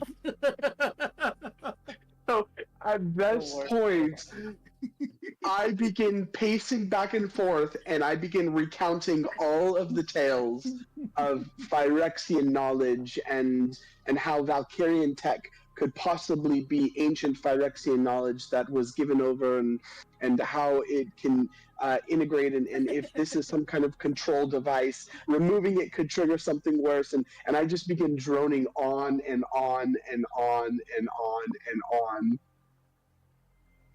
You have noticed that we have left you. Pacing. We have moved on.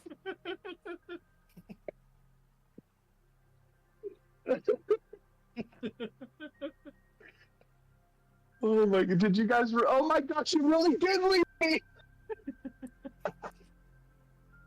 I look back and I'm like, wait! And I run after you.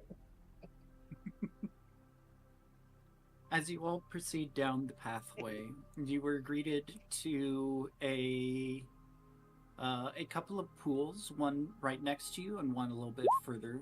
That kind of leads around the bend. You can see where there is wet marks along the ground that have been kind of dragged along. You're very easily able to tell that these are marks that the creature that was chasing after Akari, it was those creatures' movements.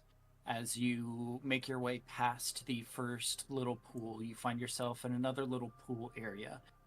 You can see it leads to this quaint little cove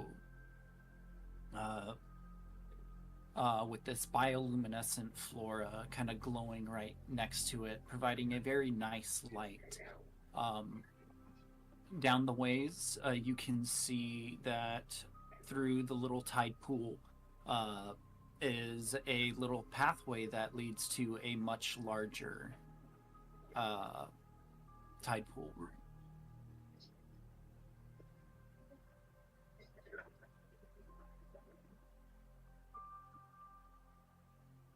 Everybody go ahead and give me a perception check. Chance to do like a quick investigation of the pools as we walk by too. Sure.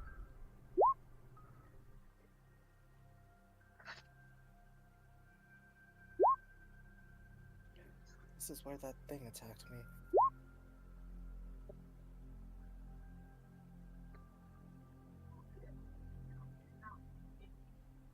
Okay.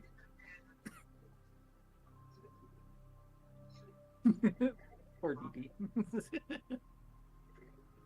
As you're all kind of walking by, you look down into the pools and you see that very similarly to the other tide pools that you've kind of seen, you can see like the life kind of just vibrantly just chilling and vibing in here. You don't really see anything that stands out similar to like these creatures or anything like that. Oro, you in particular, as you all kind of hush and take a look around, you notice that it is quiet as the sound of flapping has stopped.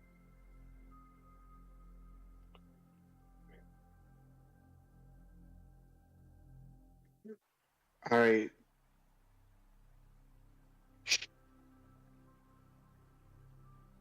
Friends. Ariho, Akari. Hmm? Didi, good day. Do you hear that?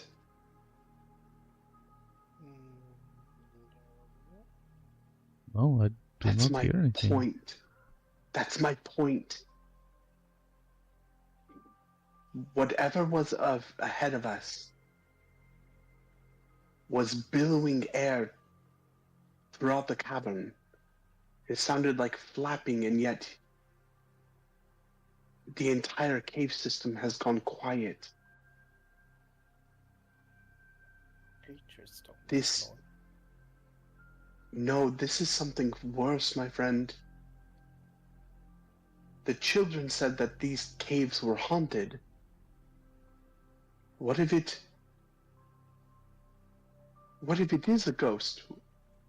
Or a demon from the Nine Hells? What if it is coming for G'day? What if her chip is a beacon? There are so many what ifs. No absolutes. A ghost wouldn't be too bad. I would Have you ever smite it. fought a ghost? Yes. Oh. Only my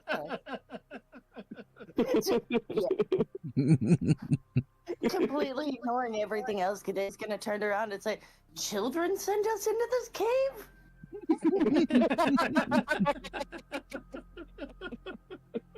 I almost died. They were simply the lead to something that was needing to be addressed. Clearly, there's trouble to be had so close to town that is not good, no? Are they still alive? The kid? Well, you almost killed them, G'day. No, Oro, you almost killed them. She was a cat, and then she was good day, and then she was smiling, and that leads to no good. Day is flabbergasted. She's just gonna kind of like rub her hand on the back of her head. I was a cat? All right, I'm gonna stop asking questions. Let's keep going. Does Akari see anything across the way on the little alcove? Like over here? Let's see. Roll the 27. Okay. As you kind of take a look in that little alcove, you do kind of take notice of something. You can see a couple of feather plumes, kind of lying on the rocks.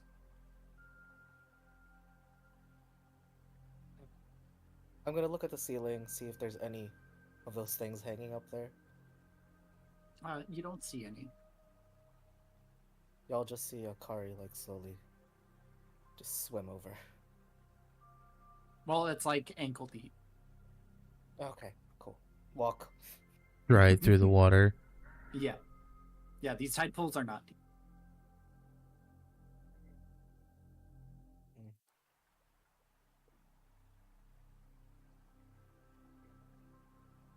And yeah, I'm gonna go here and pick up the feather. Okay. As you pick up the feather, you take a glance at it. Bien, before you go any further, can I, and I'm please forgive me for interrupting you, I will gladly shoot at disadvantage for my disrespect for your beautiful story. Can I ready a spell? Yes, you can. Okay, thank you. I'm gonna ready at my last 3rd level spell, Agnazar Scorcher, as he goes over and picks up the feather. Thank you, DM. Okay. You're welcome. As you pick up this plume, Akari, you take a look at it. It's a rather strange plume, not so much in the way that it doesn't look like a bird's feather, but rather that the coloring of it is a little strange. It seems to be this kind of like orangish magenta. Just magenta. Or like an orangish violet color.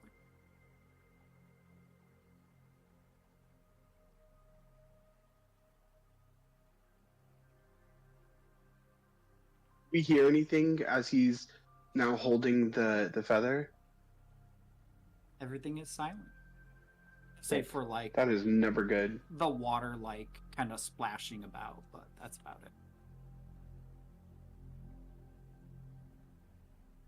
it. What is it? It's a feather of a color that I do not know. You don't know what creature created that feather? Akari, give me history. Oh shit. Here we go. 13. It's not as bad as I thought it was gonna be, okay? Hey, I had full faith in you, my friend. It seems to be a normal bird feather. How big is it? I would say it is a little bit on the bigger side. I would say the plume itself is probably like a good foot or 2. Dang, that's huge. That's not a regular bird. It's not a regular sized bird, no. I'm gonna I don't want to break it. It's pretty. It is beautiful. Is there a lot on the ground, and is there like, if I look up, is there like a hole in the ceiling? As you take a look around, you don't see any like holes in the ceiling or anything. You kind of look about. You can see a couple of other smaller plumes. They appear to be white in color and they're like an inch. They're about normal bird-sized feather plumes. But they seem a lot more like frayed and downy.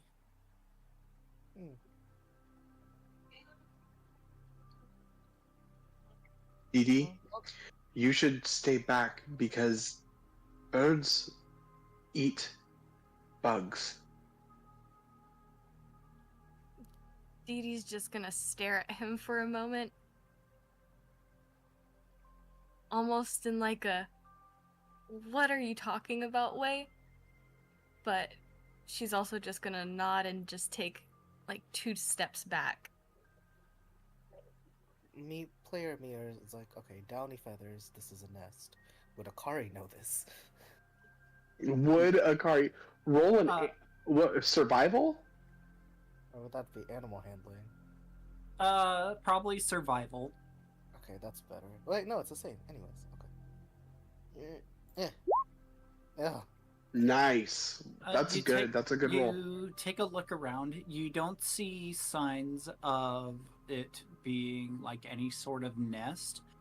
These appear to be just kind of like stray feathers that have kind of lain. Okay, but why in this particular angle is what Akari's questioning. He's gonna grab a handful of the feathers because he's just like that, and then he's gonna walk back. Okay, you get about 4 little baby down feathers. Don't say baby. Wait, he said baby. The DM said baby down feathers, and they're. It was an 10 feet long. adjective. It was an adjective, not an adverb.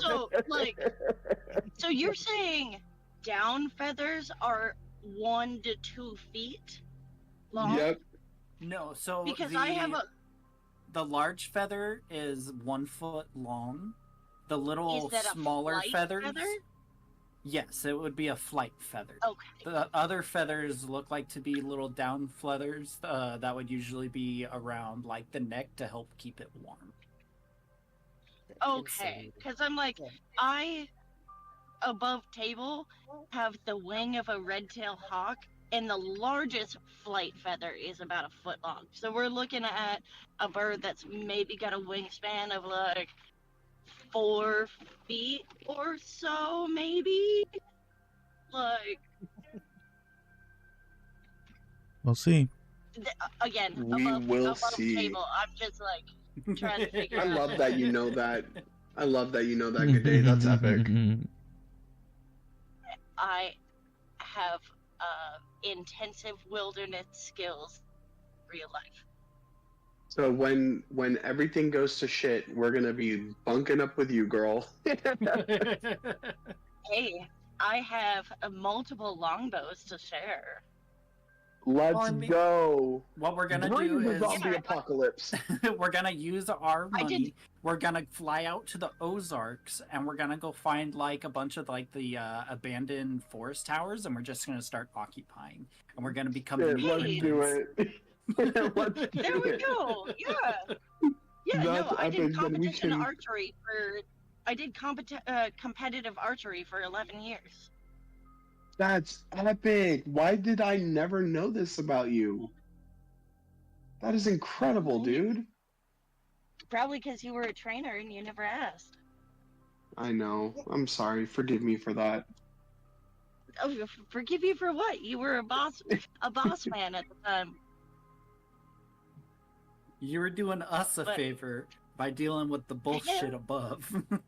Oh my god, yeah. Yeah. It No, sucks. absolutely. Anyway, sorry. Yes, But go that is awesome. That is awesome, Megan. Seriously, mad respect, girl.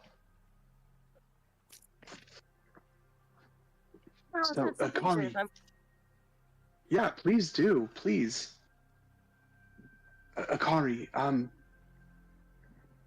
you have no idea of what type of bird this is? No, this was probably released after my time. No, I don't think so. I have a vague idea, but I'm unsure. May I see it? Yeah. Here you go.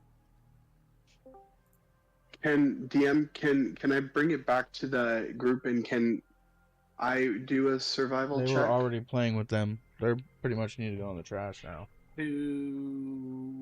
Would I know? Like what kind of bird it is? Yeah, You can give me a history. a history. Okay. Okay. Mhm. Because you wouldn't have seen it, you would have read about it. True. And it does not look like I do. Um, th- Not there's a good. couple of bird species here and there that might fit the bill. Hard to say. Hmm.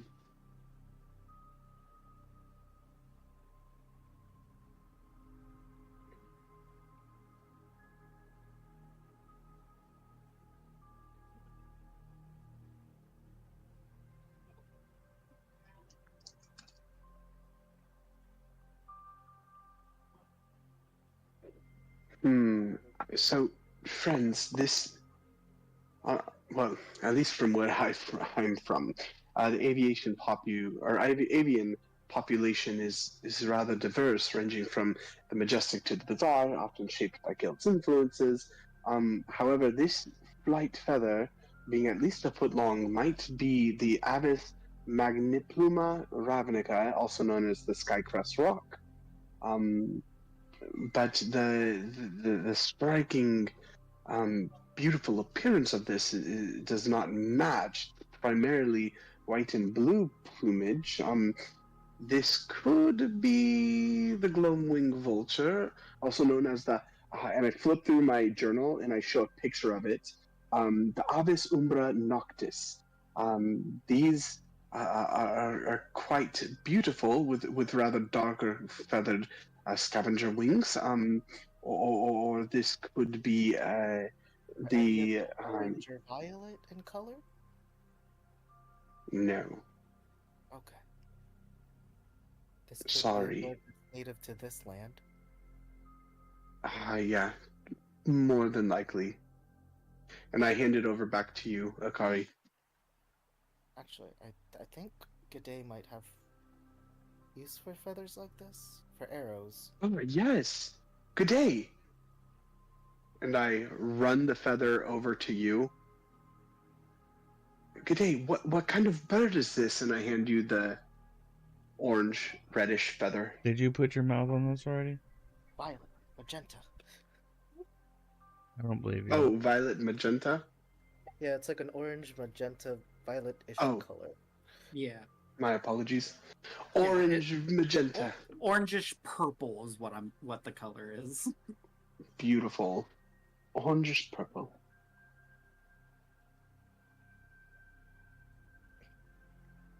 Good day.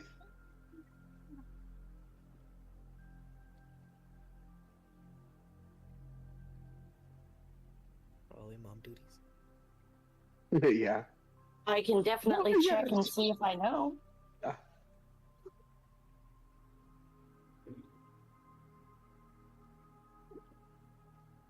To see if G'day knows what the bird is.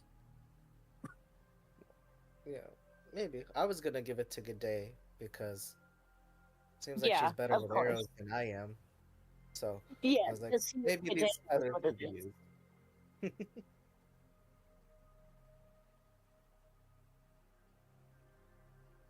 Ugh, God.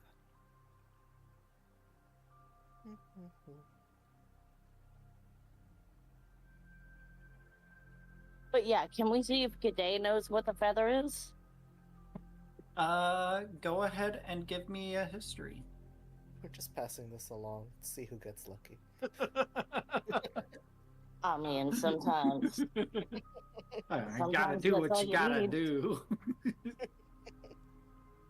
Nope. No, she does not. Hard to say. She's still flabbergasted by the fact that she recognizes reality in this moment for however short a time it is. I'm gonna tell G'day, keep the feather though. You could probably use those for some arrows.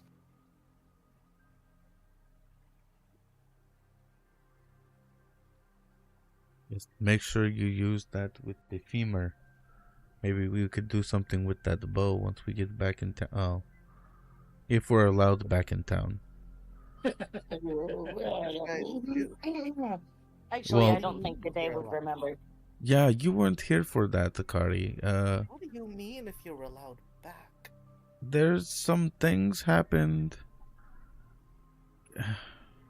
Good Day tried to rob the store and took Dee Dee as an accessory to make a distraction. And then I kind of sort of diffused that situation. I'm pretty sure they bought it because I saved the storekeeper from the would-be bandit, aka Good Day.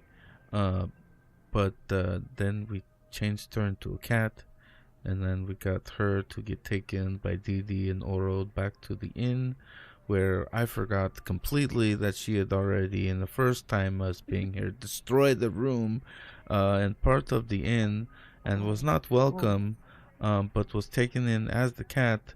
And then I got there after talking to the shopkeeper to get her out, and we scared some children in the alleyway. And I'm pretty sure they ran to the guards, but who knows what they said. But we found a journal or the diary or note or something these kids kept, and said that all of their items had been stolen by this bird and this man that lived in the cave with the haunted.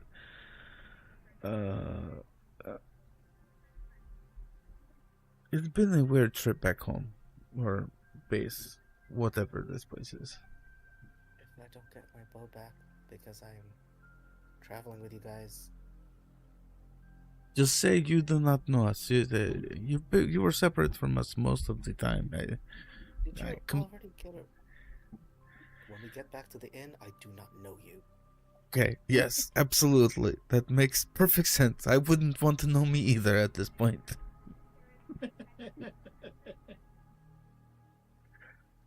I do not know why, but I feel obligated things, and I am to welcome. Give me the list, I will take them. Thank you. I would greatly appreciate that if we could just lay low for a while, but maybe have a couple upgrades, and keep it like the key. The most important thing is just keep Good Day away from vendors. Not her, and like any vendor is bad. That will be your job. I will do the best I can. What's up, nerd? Sorry I didn't see that chat. Shall we move on? Yes, let's move on. Yes, there's still much danger to be had.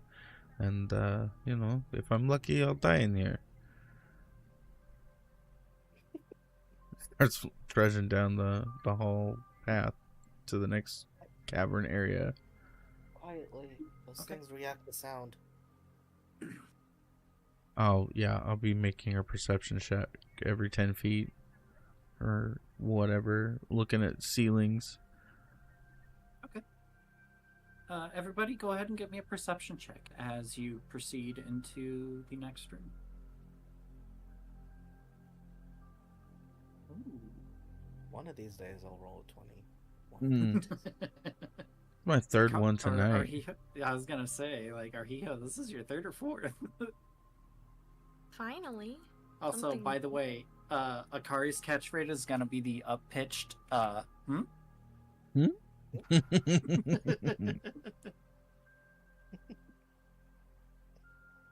done that a lot this session, my bad. As you all begin making your way into the next chamber of this cave, a number of things kind of stand out to you all. Group perception check here. You can see what appears to be a wooden structure up here off the bank of the cave of this little tide pool area.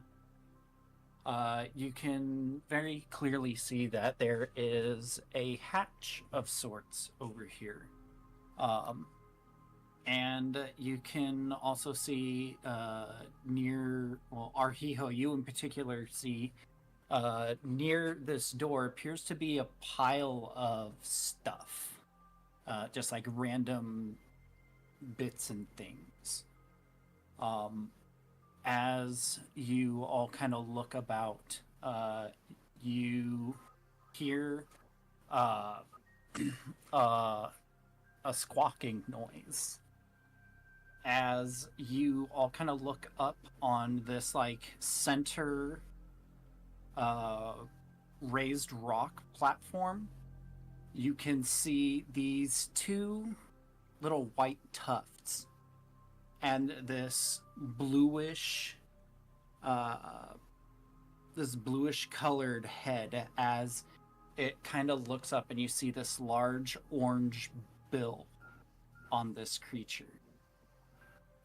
You especially with the natural 20, you can see that it has these two enlarged eyes on it that are like this weird sickly green. They're kind of placed in awkward areas as the pupils kind of look off in different directions. And this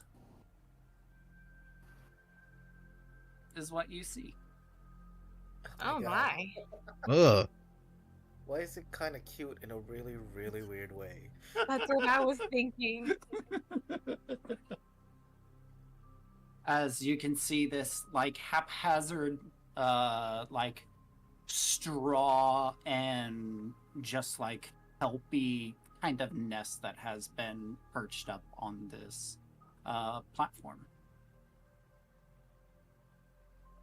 As it sits there, and you can kind of see kind of down near the base where the water is, and even in the water you can see a couple of little plumes kind of floating about here and there.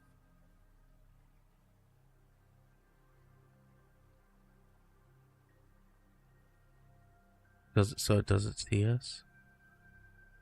Doesn't seem to.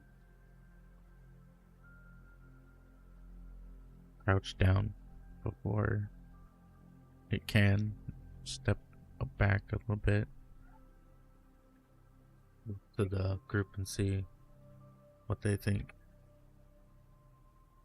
Keep viewer. Oh God, ban. Oh, I need a ban.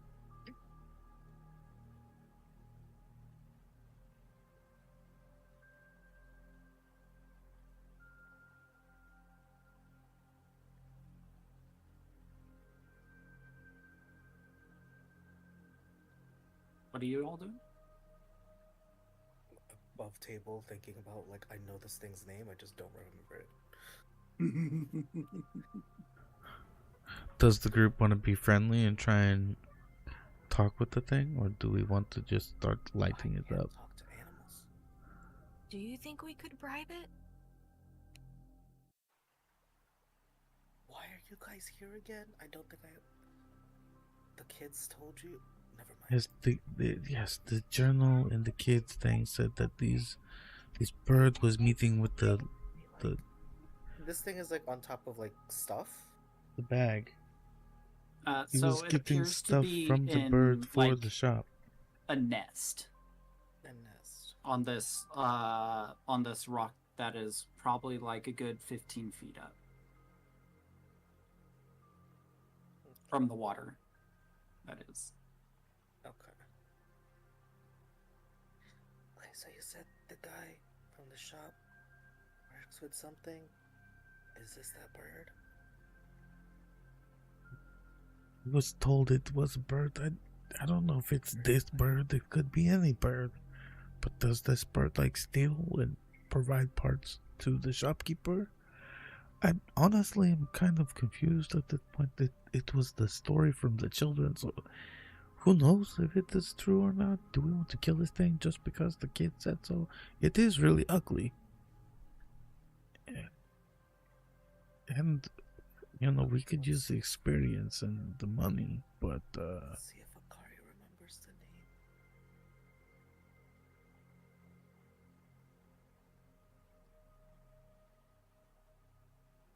Nope. Akari doesn't. Milo does. Akari doesn't. I don't know. It's kind of ugly now that I look at it. I'll go off on your guys' signal. I can't talk to animals. think anything that was living in here with that, those... That's a lie. Those- I'm so sorry. I can't speak with animals. Do you want to try, or should we just kill it? It hasn't done anything to us. See what you can do. Okay.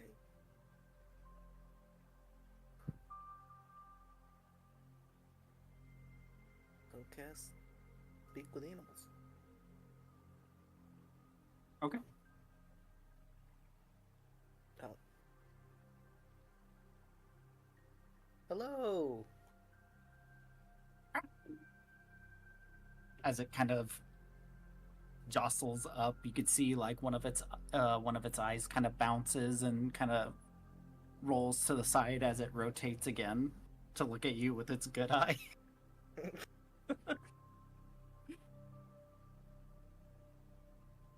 Do you... God, please be intelligent. Do you understand?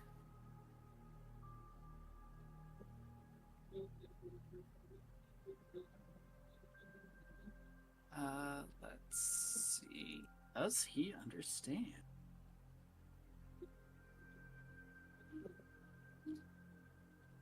What Depends is on the the- intelligence that required to be able to speak?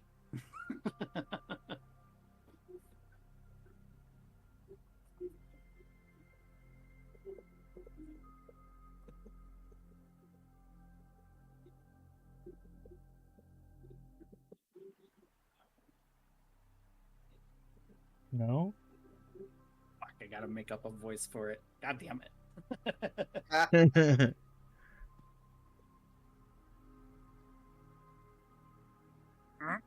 Nick, who go there? It's a curious adventure. That's an adventurer. Me. And what are you? An adventurer. Think. What are you? You watch as you ask it this question, and you watch as its gaze just kind of drifts into the air. Oh no. Oh. Oh. And it doesn't respond. You broke the bird. What am I? As it starts screaming.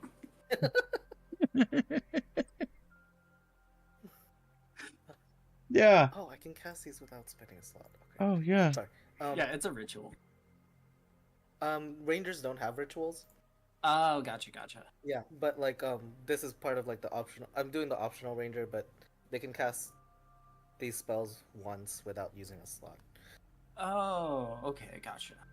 Yeah. But anyways, it's like never mind. What are you doing here? As it screams. What? Give me a persuasion. Oh no. Ugh, God. Makes sense. It keeps screaming. Oh, I don't want to kill it. You all hear this bird just like squawking in horrendous terror. They don't call them bird brains for nothing, right? I think I've been like slowly scooting over here. While it's screaming and distracted, do I notice if it like notices my movement? It doesn't. Okay. While it's screaming, because I'm suspicious of everything, I'm gonna look if there's any more of the likes too in this area. Okay, give me a perception check. What are the rest of you doing while this is happening? Yeah, it's screaming and I'm distracted. Everything's fine. So, from our perception, we said, yeah, go ahead, talk to it. And then he started concentrating a little bit, and then the bird just started screaming.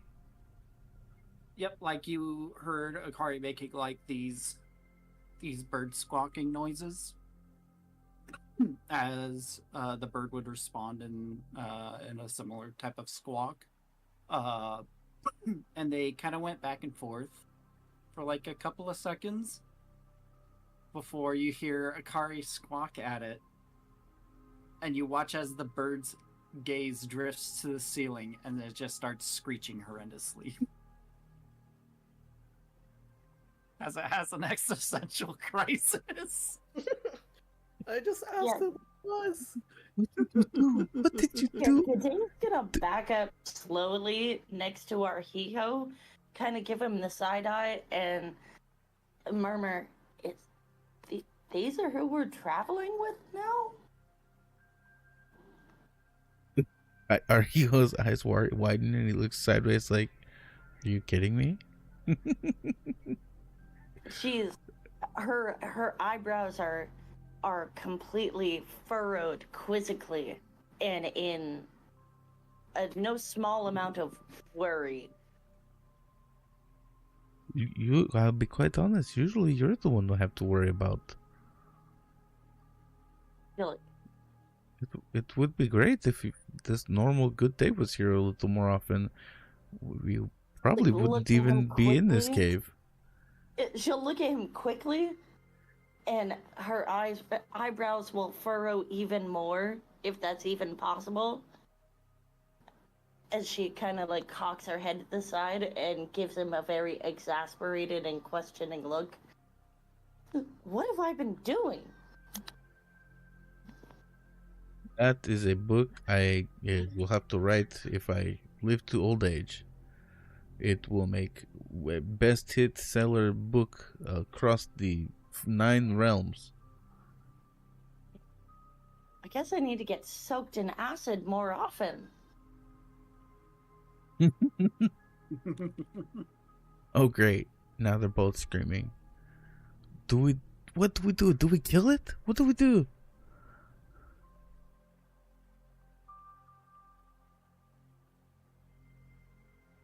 Does anybody have a net?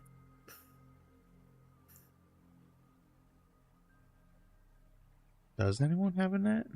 Does anybody have a silence? I do spell? not. I don't know. A silence? I can do silence. I think. You don't have to waste a slot though if you don't want to. It's just Akari panicking because this thing's loud. Alright, Yeah. I'm gonna cast silence. I guess out of exasperation and not knowing what to do, Kade will also start to screech high-pitched to try to match the tone of this creature and just go, Holy crap. Oh no.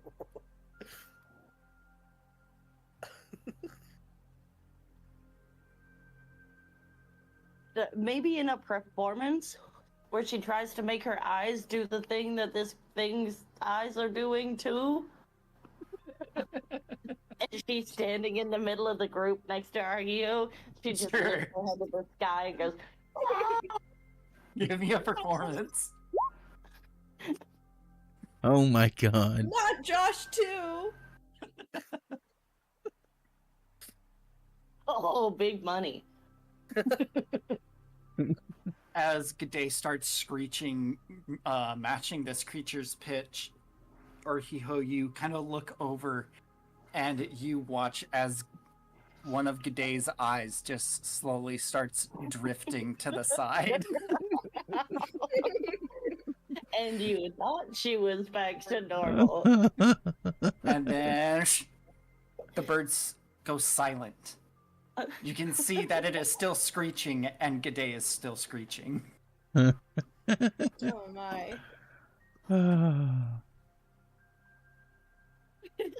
She's just screaming silently in the air while her eye kind of drifts lazily to the side. Don't worry, she's just having a stroke, y'all.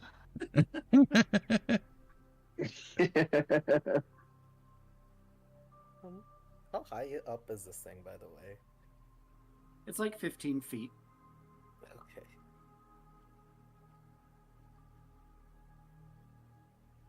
And from But like we- your vantage point, you can see like the lip of the nest and this thing's head just poking out, screaming. So this thing is silently. large then, right?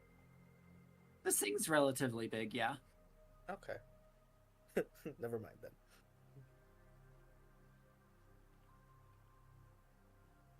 Akari turns around to ask, what do we want to do? But I think he's in the circle of the silence, so you don't hear anything. Dee Dee, where are you placing this? This area, or maybe more centralized, like right here. If you go to your measuring tool, there's an option to set the fade delay to linger, and then change your shape to the circle, and then go ahead and place that where you want. Oh, I can do that? Yep. And then if you hold Alt, it won't snap to the grid, so you can, like, hyper place it if you really wish. Oh, okay. And I will draw a circle.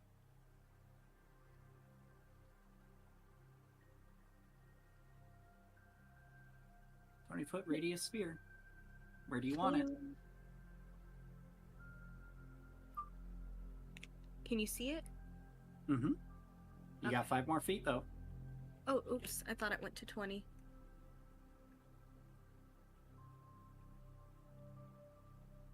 Okay. Okay. There you go. Awesome. Sorry, Akari. It's fine.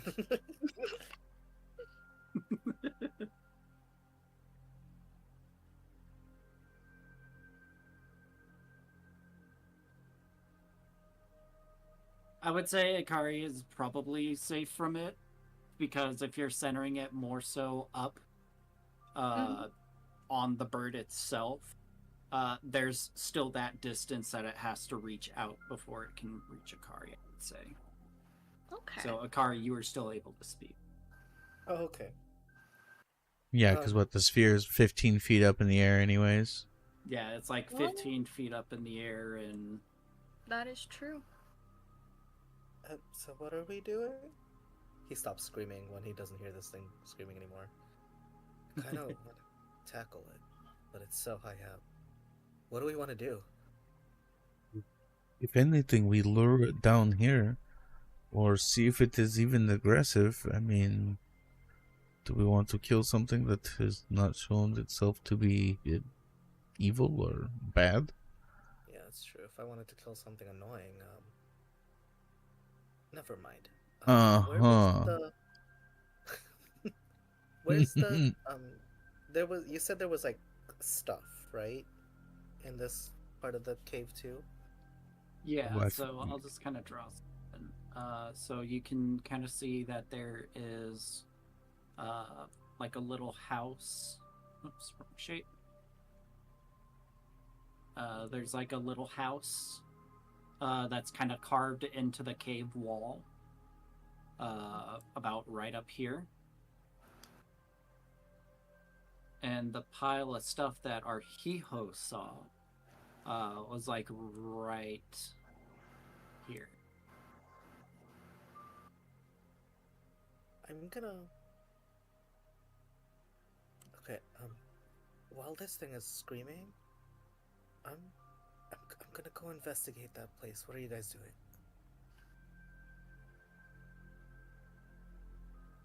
I mean, we can get across over here. Is this still like just like ankle deep? Yeah. deep? So then, yeah. But while it's still silenced, I'm gonna move with you across. If you're moving ahead, I'm moving with. Okay. Josh, go first. If I accidentally step on anything, it's Josh.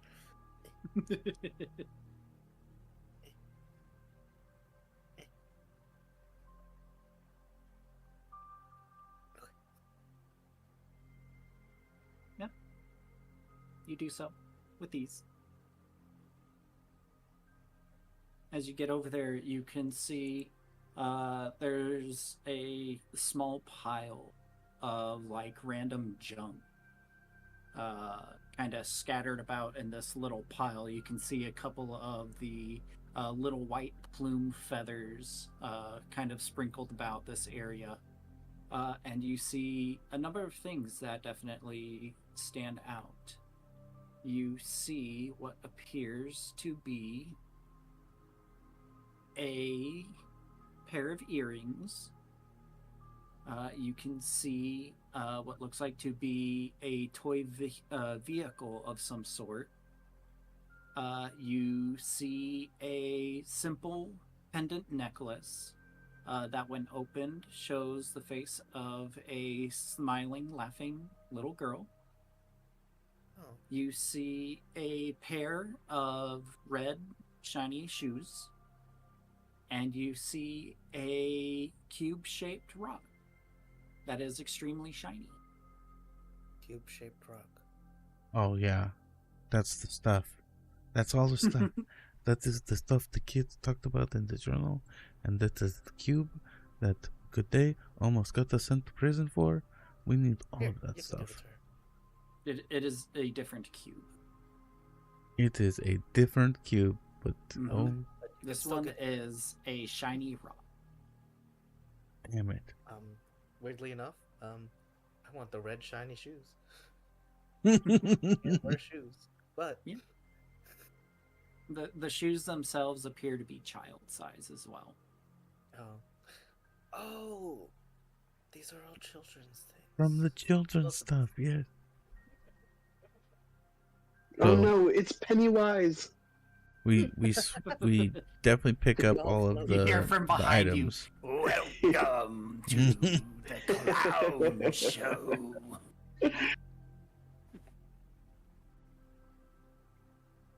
As yet another giant spider appears. Oh god. I'm kidding. Oh god. My gosh. Goodbye. I can only do giant spiders so many times, okay? I think I'm just gonna grab all of this. I don't know why I want to. Yes. Actually, yes. We need to take all of this. Can I make a perception check through the door? Like, to see if I can hear anything past it? Sure. The bird is silent now, so I should be able to. I'll say with advantage because it's, like, quiet. Okay. You don't hear anything. Okay. Is it locked? I try the handle. It is locked.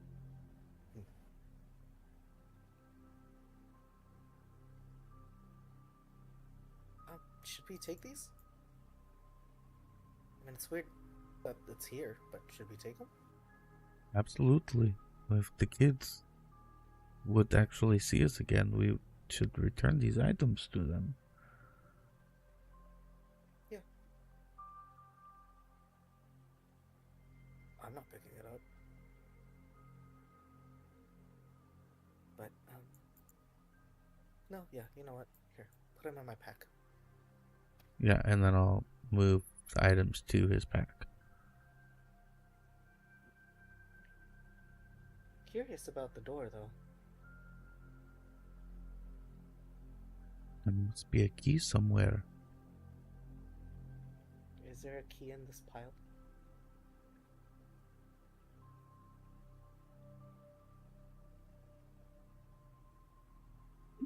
You're searching for a key in the pile? Mm-hmm. There's no key. Okay. Yeah, you don't see any keys of any sort.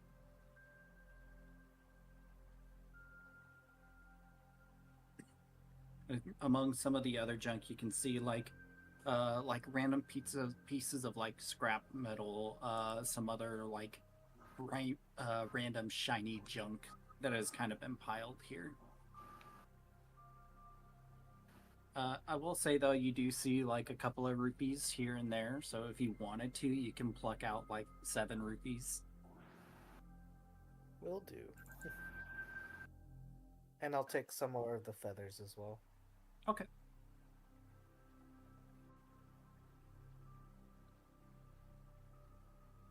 I'll toss 4 rupees to Arhiho. 4. What a I would giving the same. man. You should have just kept him. Eh. But thank you.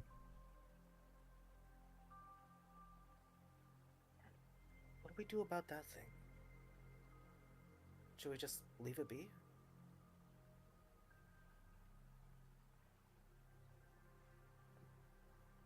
Is We this just- the creature that was scaring the children? I would almost say we need to camp out and see if he meets with the shop owner. If the kids are correct and he is not exactly a good person and intentionally having this bird steal from people to sell his items in a shop, we cannot go to the authorities without real proof. If we are to destroy the bird, we lose the proof, but That's fair. I truly did forget that's why you guys were here. I was just following you guys.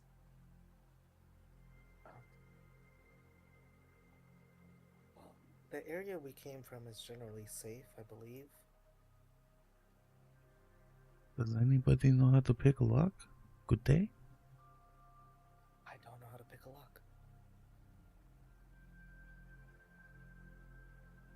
She kind of looks side to side in a mildly ashamed manner.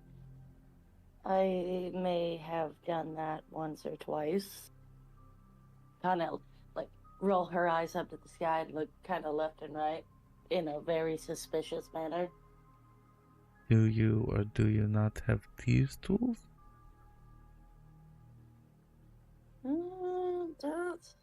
I know I did at some point. I don't know if I still have them.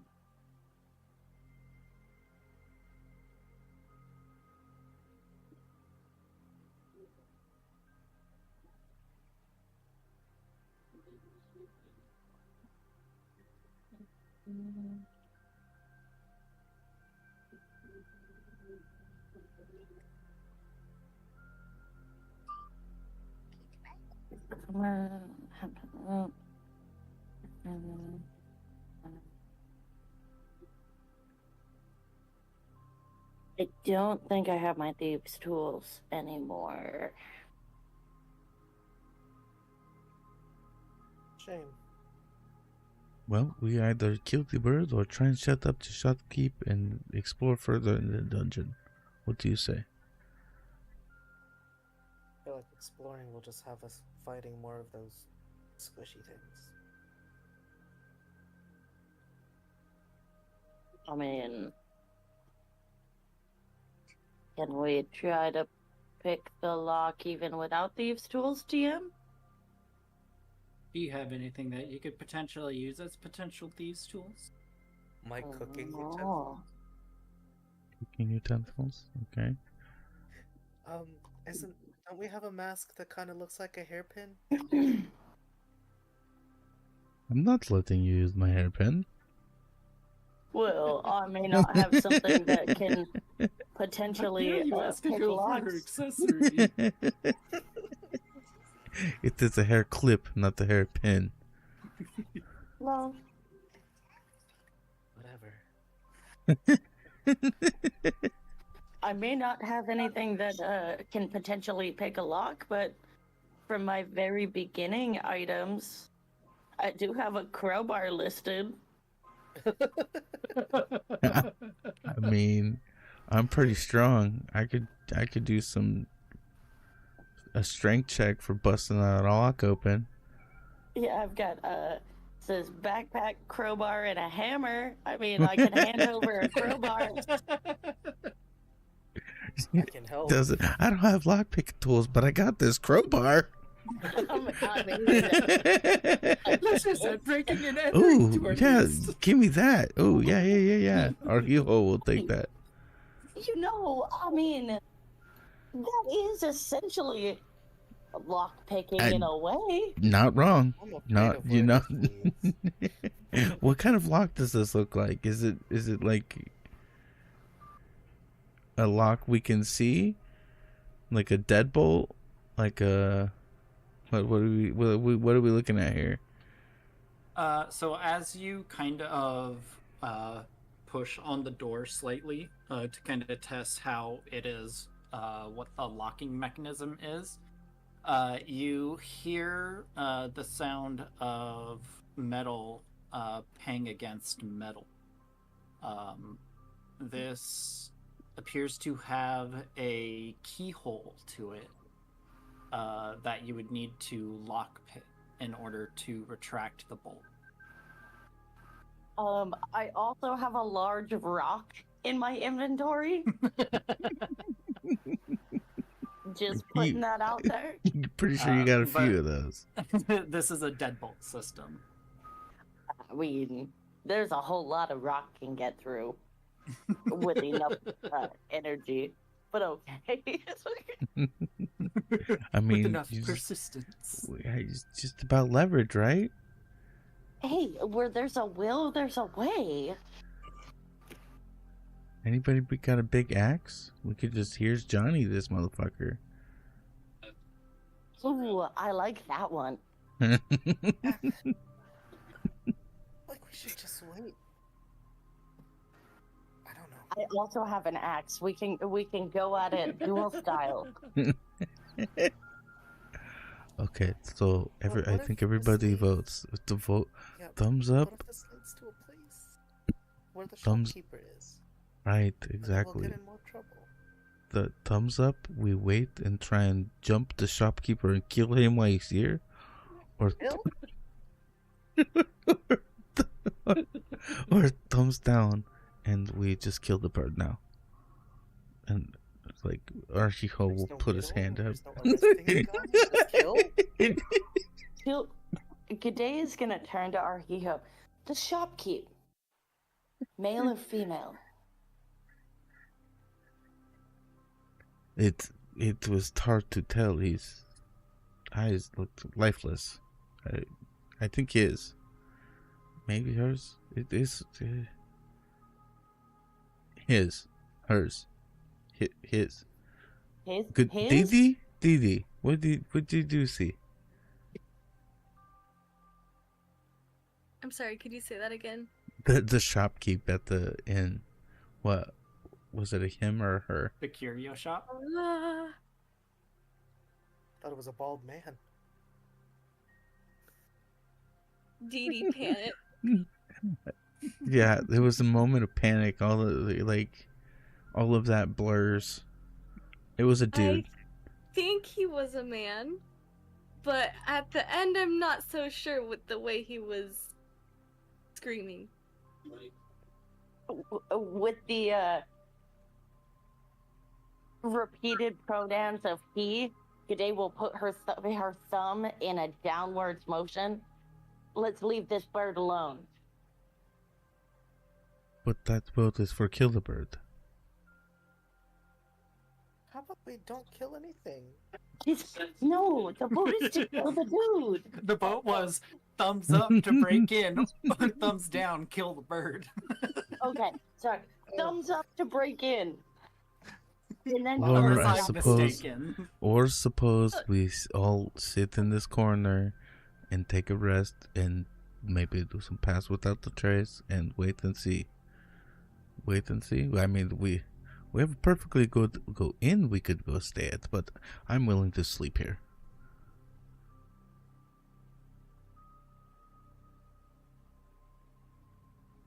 Also, I don't know how much longer I have on my silence. You probably have like 2 or 3 minutes left. Okay. Oh, that's right. I'm still silenced. We could Well, no, Okay. the bird is silenced up there. The It's bird not is hearing already us. there. Yeah, you all kind of made your way over and are kind of having this little discussion. Oh, I thought I was also silenced as well. No, No. it's just the bird Okay. as it continues to scream in existential dread. I mean, hitting things with the mace is just an Knock it out. option. We don't have to kill it. That is It's true. just an option. My God, you murderers. Okay. I voted not to kill the bird. We do not need to kill it unless it is evil. Then it has to die. But no. If it is not evil, then yeah, you could knock it out or restrain it. You could just tie it up. You don't have to knock it out. I have Jeez. rope. Yeah. We can tie it up. Why are you going straight to unconsciousing it? Yeah. You're the one who said kill the bird. I just would like us to take action. Whatever that is. Well, come on, big strong man. You want to break in? Break in. I will kick this door down right now. Use that crowbar and beat it in like... Oh, yeah? Prove it. Well, Bet you you are can't. goading me. Dude. You bet I can't. If this is the action we decide upon, G'day is 100% gonna help. Come on, here. I'll give you a little help, too. And just cast guidance on our hero. Does anybody have anything flammable? She'll light this shit on fire too.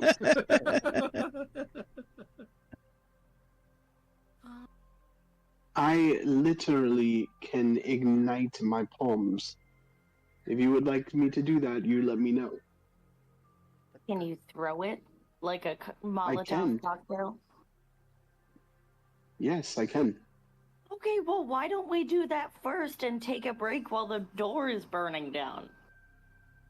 You do It not is think... a wooden door, right? Yeah, and if the shopkeeper's on the other side, he'll stop it himself, and then we can jump him. There we go. That's an excellent idea. See, I knew you would come I- around. Great It's what plan. Go about- I ahead. am Light it. very... Okay. DM, I cast Fireball. I didn't ask. how Go big ahead the- and roll for damage. Oh my god. Wait. Can I duck and roll? Jesus Christ. There's no time. It's an action.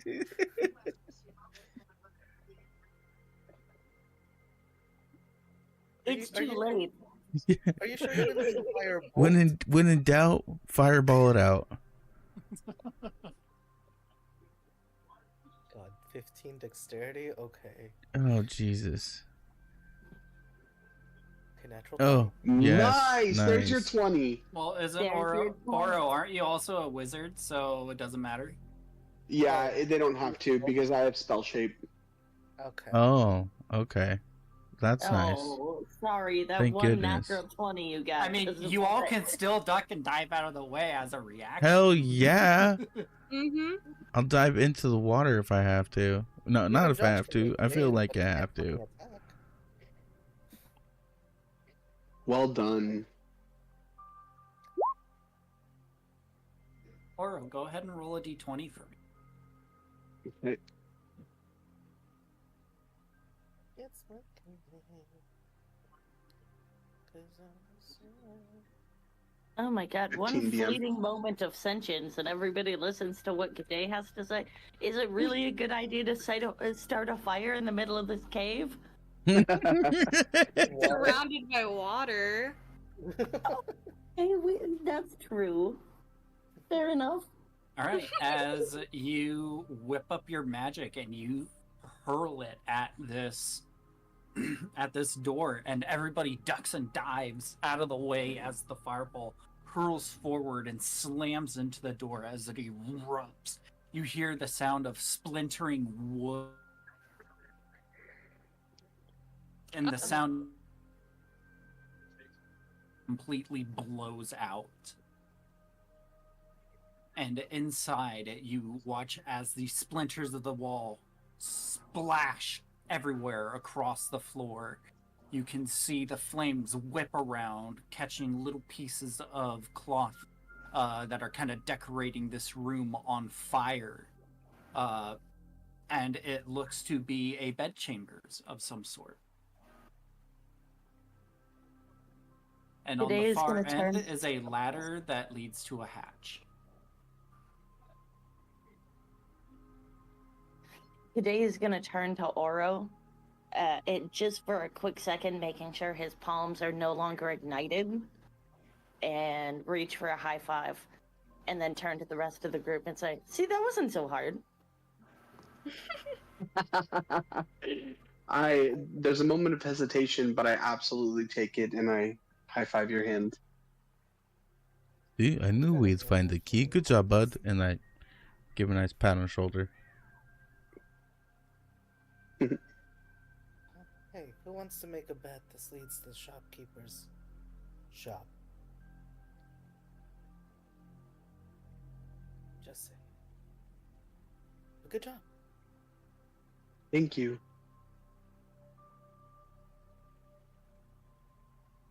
So maybe we wait, or should we go up?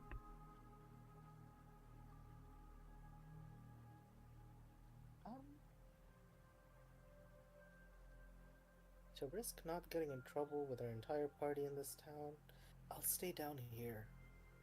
Yes, you stay down here. I shouldn't get in trouble. I feel as though maybe Oro. Yes, Oro, maybe you should go up.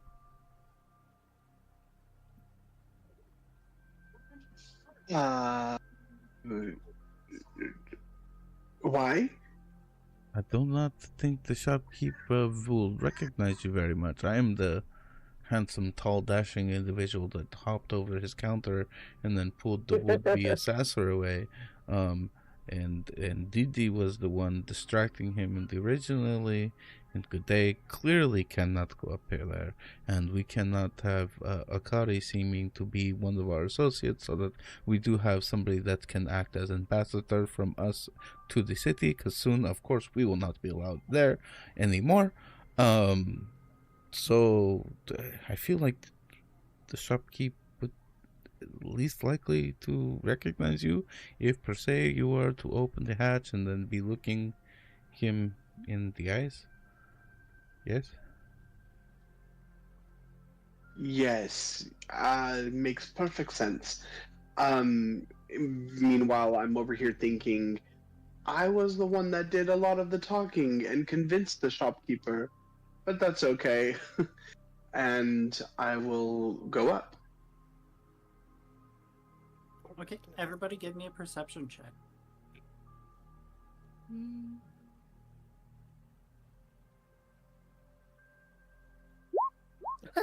Again? Whoa. The fact that Akari. it's still kind of funny. Nice, Didi. yeah. Hey, Didi! Still higher than Oro's. That's still really funny. Oro, as you go to begin climbing up the ladder, the time on Didi's silence spell exhausts as a loud shriek can be heard from within the cavern once more as the bird continues to shriek and call out in this broken state and left here with its intelligence score of 1. What am I? Oh god. Didi, Arhiho, you two in particular notice that there's a bit of a fire that's starting to spread and grow from the fireball. Some of the curtains are on fire.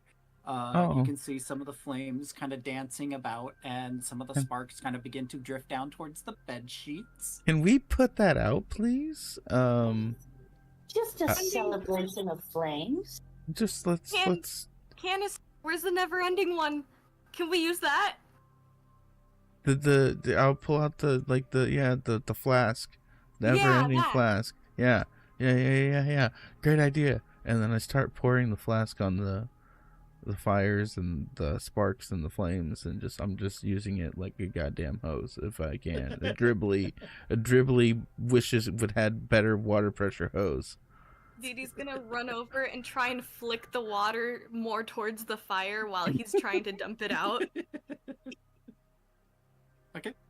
As you two are extinguishing the flames, Didi, you kind of take note as you're splashing some of the water this way and that to kind of help douse the fires. You take note of what appears to be a leather-bound journal resting on a desk next to the bed. Oh. Are the flames near it? No. Okay. You guys have doused the flames. Oh, okay. after that panic subsides, Dee Dee's going to immediately turn to the journal and walk over to it while calling out to Arhiho. Hey, look at this. What do you think this is? As she's reaching out to pick it up. Oro, do you continue to climb the ladder? I absolutely do. Okay. Oro, as you continue climbing the ladder, as the screeching is happening and everyone else kind of helps put out the fires, you finally reach the top rung of the ladder itself and are right beneath the hatch door. Okay. So I'm just beneath the hatch door. I haven't opened it yet. Not yet. Okay. Can I push on it slightly to see if it opens? Yeah. As you push lightly on it, you can feel that it does begin to open up. Okay.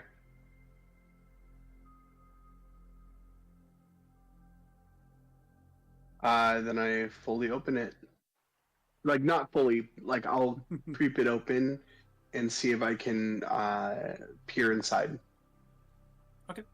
As you peer it up, you are greeted to the shop itself, or the area, is relatively quiet. You take a look about and you can see what appears to be the backside of a clerk's counter. You take a look around and you're able to see like a number of different items that have kind of been placed behind the counter as like excess stock for just like general stuff. Is there any motion inside? Any signs of a presence or life? All appears to be quiet. So I don't hear anything. Nope. Is it dark? Is there light? There is still light. You can see like an orangish light kind of peering in from the wind. If you were to, well, do you open it up all the way, or are you still just like peeking through? I'm still just peeking through. Okay. You can see a little bit of like a twilight orange, kind of shining in against the ground. So you can kind of get a feel that it is about sometime around sun or dusk. So I guess that would be like 6:30ish. Okay. I whisper down. Sorry, go ahead. Oh, I was just gonna make a comment. I whisper down. It's around 6:30. Okay, so then I'm gonna look back at the group and I'm going to push open a little bit more, trying to make it so that the hatch does not creak at all, or make any sound. And then I'm going to climb all the way up. Okay, go ahead and give me a sleight of hand. Okay.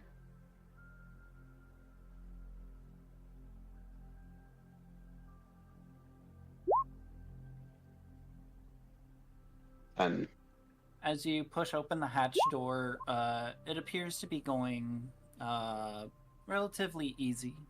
You don't hear anything.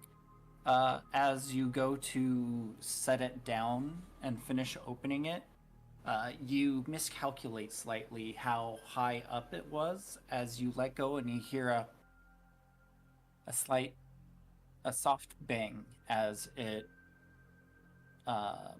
lands completely open. I wince at that and look around. Do I hear any Nothing motion? seems to have happened. Okay. Then I climb up and I look around.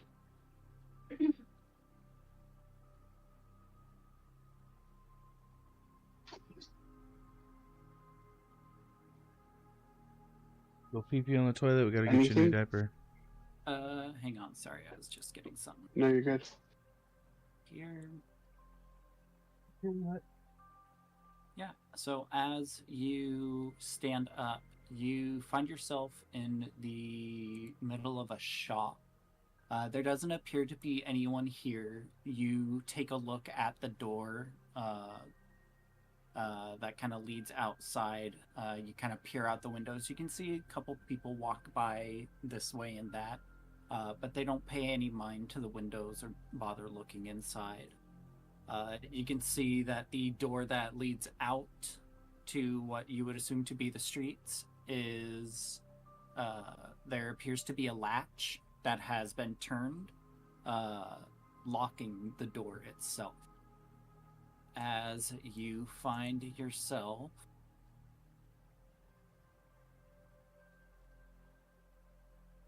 to give unto me you.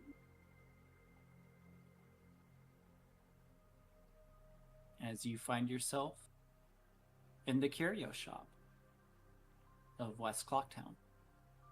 Holy crap. Now what would a purveyor need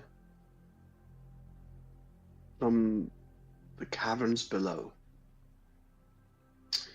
And I make sure that the door is locked, and then I lean in from the hatch and I whisper down, "Come up, it's safe."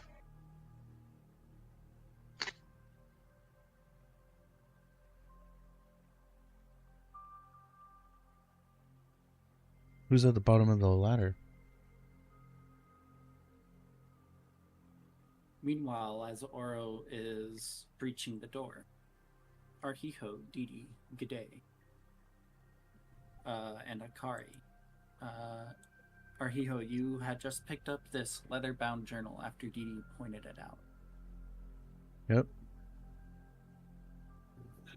What does it say? And also, who's at the bottom of the ladder? Do you read it aloud?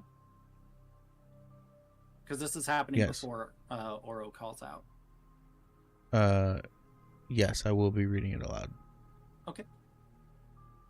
You begin flipping through this leather-bound journal as you kind of flip, taking a peek at the first couple of pages. They appear to be a tale recounting of an idea to open up a shop that carries this, that, and everything in between, of high and low grade, where everything is a curiosity.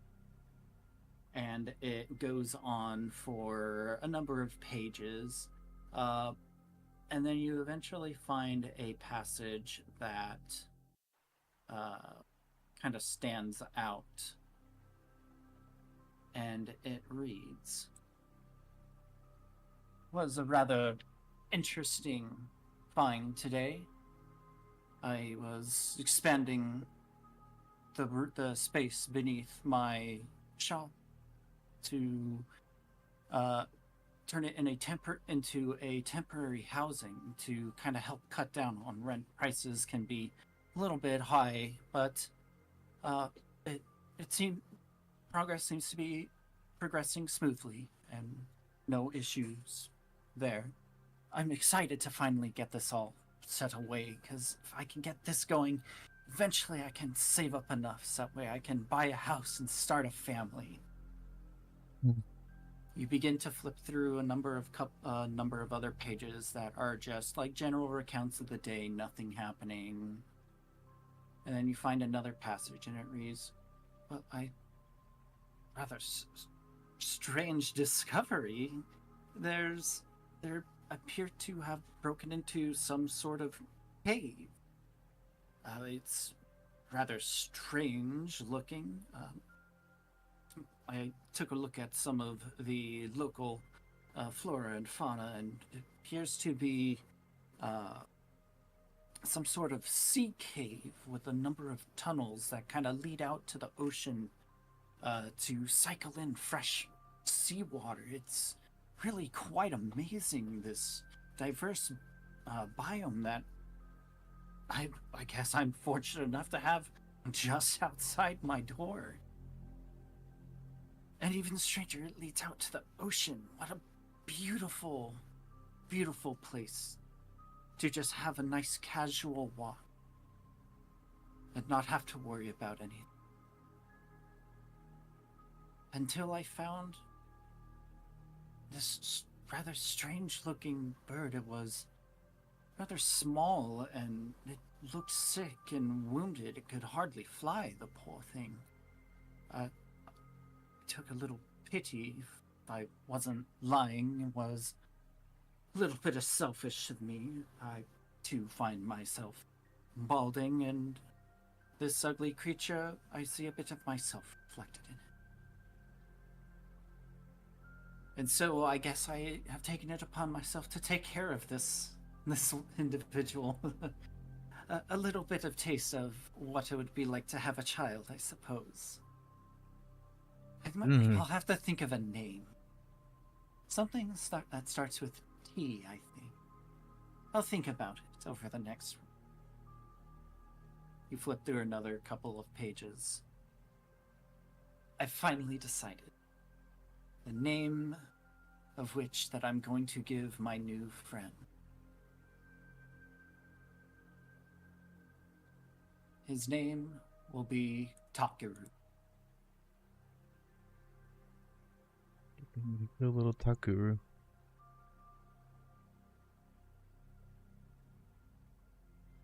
Or sorry, Takuri. The poor thing. I figured I should give it some sort of fun name. I would rather it have a happy life than, well, than one like mine. Forced to slave away to pay for the bills and everything that they have us pay, so that way they can collect their taxes. It's not a fair system, but I suppose it will. But I dig. You flip another couple of pages. You see a number of different reports that are kind of like what would be like a like some sort of like clerical documentation of Takuri's progress, like how he's healing, how he learned to fly, and you can kind of tell by the dates these were over a couple of years that he had been taking care of this bird. And then you find an entry closer to today's date, and it says, well, I had to do it. He wouldn't stop. I tried to teach him that he shouldn't be stealing. After he had brought me that trinket that one time, I was a little flabbergasted. Yes, I saw this wild animal back to health, but I tried to set him free, and, I figured he got attached to me, and, I got attached to him as well, but I don't know. He brought me these weird trinkets, and I thought they were cool, and being a man of curiosity myself, I figured, why not see what the townsfolk thought, and maybe pick up a little money to help pay with the food and everything. I figured this as Takuri's little way of being an employee in his own way. Until I found out that the item that I was trying to sell belonged to Madame Aroma, who that did not go well. I had to explain everything. Had to pay a little bit of a fine for the unreported expansion underneath the shop, but I mean, hey, she let me keep it. And all I had to pay her was a one-time fee of 10,000 rupees. Suppose that's a drop in the grand scheme of things, but I began taking all of the things that Takuri would bring to me, and I started a small lost and found. And people of all sorts would come into shop would recognize things that they had lost, and I began to collect their stories of what they call an ugly bird stealing from them. I was heartbroken. My best friend was stealing from people. I understand that he means well, but I can't keep doing this. I'm catching too much flack. What if he steals from Madame Aroma again? I have to cut him out. I can no longer go out that door. I can no longer see my friend for the last few years.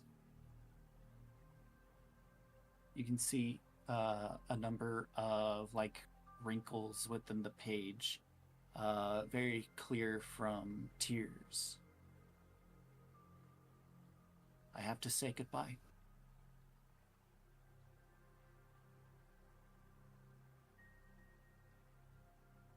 The next couple of pages that lead to the recent log are just back to normal, just like entries of how the day went, how the shop is going, general grievances of being a working individual.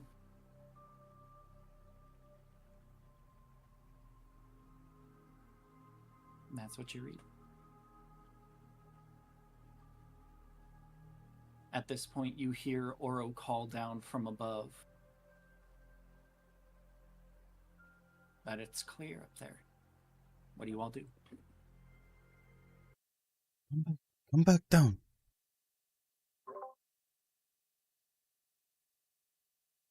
I read all that aloud, so I think All we to should. the wonderful ambience of this screeching bird. Right. I think we need to take this journal to the guards. If we try to take care of this ourselves, we will likely only to get in more trouble. But if we take this and we show them this place, maybe they will understand and something will actually be benefited.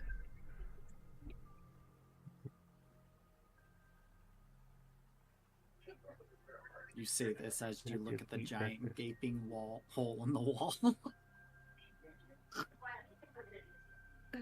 I mean, this isn't exactly his house, is it? This is a public cave. This is... He paid for an expansion, so he's paid for this space already. And he just blew his wall down. It was like that when we got here. That's how I remember it. I didn't see any no trespassing sign. Bro, I don't know about all that, but what I do know was that there was a journal in here. Look, he admitted to it, and it's that bird. We didn't kill the bird either. Take him. Also, G'day feels very conflicted. Put the bird in the bag of holding. There's no air in a bag of holding. You'll die.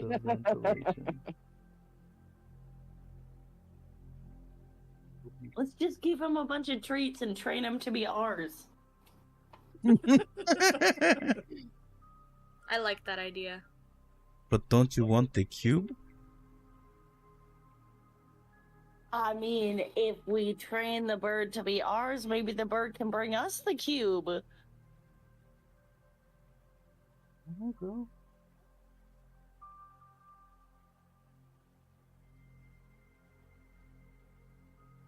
you can go up there right now and steal the cube.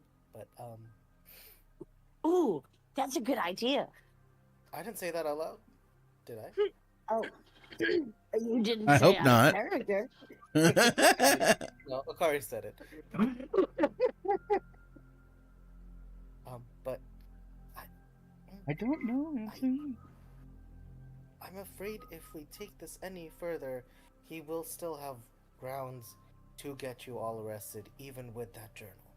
Because this is, truthfully and honestly, especially with Oro up there, this is 100% breaking and entering, and we're stealing things back, but it's still stealing.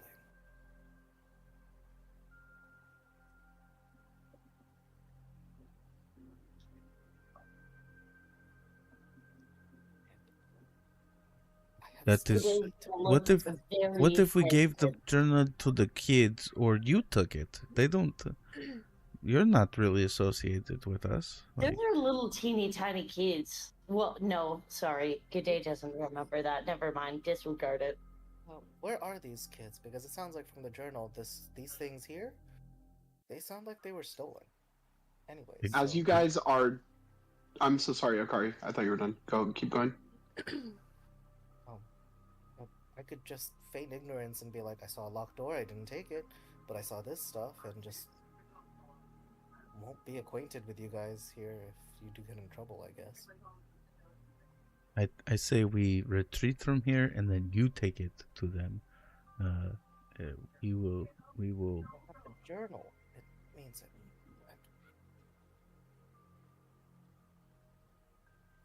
I'll take the kids' stuff. I'll bring it back to the kids wherever they are. And then give the journal to the kids to take to the guards? Maybe. Okay, that is the plan. There we go. Oro, get your ass back down here. Close the gate. I thought we were coming up here. What are we doing? You're committing a crime. We're not going to make this any worse. We have proof. We have the kids' items. We didn't kill the bird. If we go any further, it's going to get worse. We're trying to make it better. Let's get out of here. DM? Uh-huh. Is there anything that's... Sorry. No, you're good, you're good. Is there anything implicating this individual of doing anything wrong?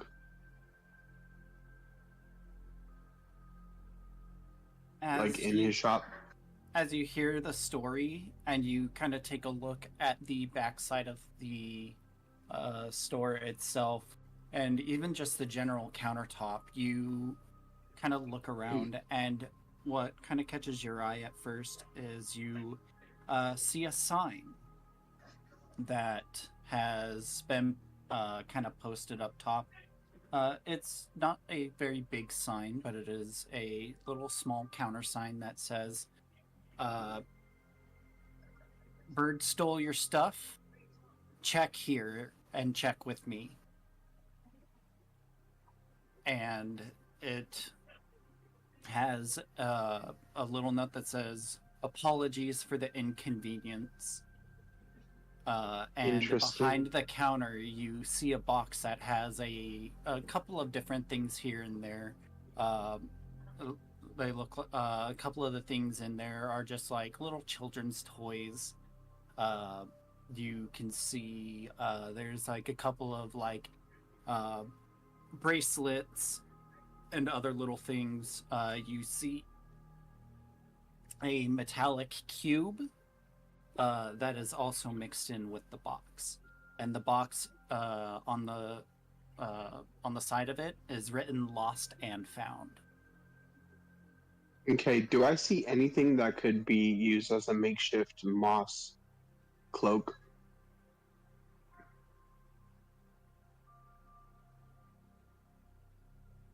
As you look around, you can see a couple of different pieces of silk. Nothing that would equate to like moss. But it, like, if you wanted to steal some and like try to make a cloak from it, you could certainly do that. Yep. Can I take that metal cube and the silk cloak or the silk, and then scurry down the ladder and close the hatch. All right. As you reach in and And you I'll leave a rupee, or like a 10 rupee on the countertop. Were you just trying, as you grab the cube, you see some silk bolts that are kind of lined up. As you look over and you look at the price, the price is 10 rupees per bolt. I'll leave 30. Okay, and how many bolts do you take? Just 2. Okay, go ahead and add the 2 bolts to your 2 bolts of silk cloth to your inventory, and minus 30 rupees. All right. Thank you, DM. And I climb back down the ladder and close the hatch. Okay.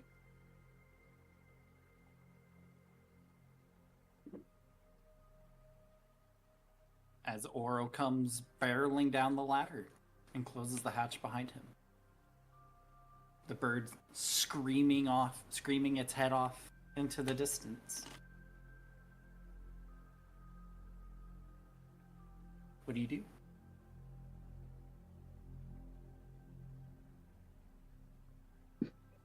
I get down the ladder and I look at Arhijo and I go, What was that about?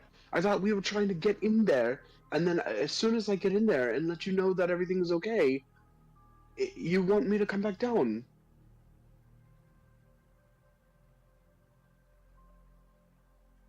I can't hear you, Arhijo. Sorry about that. No, you're good. We found his journal. He pretty much confesses to everything that has happened. The bird was a pet that started to steal from people. He's not necessarily a bad guy per se, but he's selling people's stuff. The kids in town had their stuff stolen. I say we return these kids' items and tell the guards or talk to him before we get ourselves in any further trouble or caught trespassing or inside his house. We've already had so much trouble with Good Day up in there. If we get caught again, that we really might not be allowed back in the town. Or worse, we'll end up stuck with Farquaad forever. Exactly. So I say we sneak out of here, take these items back to the kids, and either have the Kari or the kids give them this journal and bring them to the cave, maybe? Get out of here first, yes. Let's get out of here. Let's get out of here. Is there anything we can use to replace the door? The door and like parts of the wall have been completely blown out by this fireball. Oh god. Parts of there's like a bunch of sheets and papers that have like been burned and charred and now doused and soaked in water. Is the bed sheet still alive, I guess? Like, is it fully burned? There's like little holes that have been burned in the cloth itself. But that's about it. I don't want to just leave a gaping hole in this man's bedroom. But that's gonna... we don't have anything else. That's what's gonna have to happen.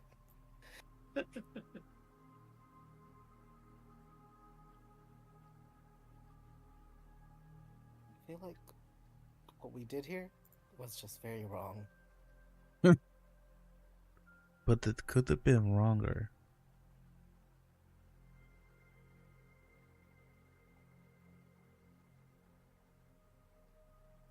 And this man was stealing from the people of the town. His bird was stealing, but he did admit that the people knew. But he was selling the stuff. The kids say that these things were theirs. The kids So- say that it's theirs, but did they ever actually go up to him? Well, and while I was up there, I saw a sign that said that he apologizes. Já falamos sobre if isso, there's né? A any gente já missing conversou. items because Já a bird chegamos à stole it, conclusão que você não and pode fazer there is movimento a lost brusco. Ela tá no and meu found braço, that he is doutora. keeping Não, people's calma, tô items in. entendendo, tô tranquilo, sob So, controle. Ela tá com a boca potentially, if aberta, mas we peraí. provide the bird Já falamos sobre isso, né? and stop its incessant squawking, then we might be able to right two wrongs. We've done a lot of. Já falamos. You're doing it as a favor, you say? Yes.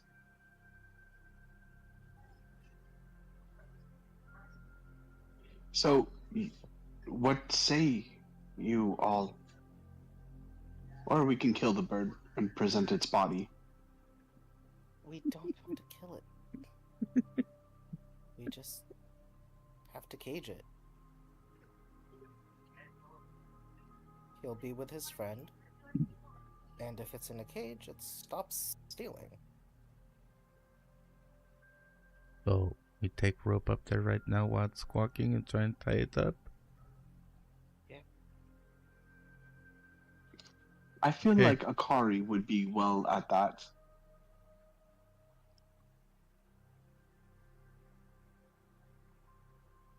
I'll Sorry. take out some rope. Sorry. I am just gonna say that G'day is firmly against doing anything to this bird. We're not gonna kill it, we're just gonna restrain it.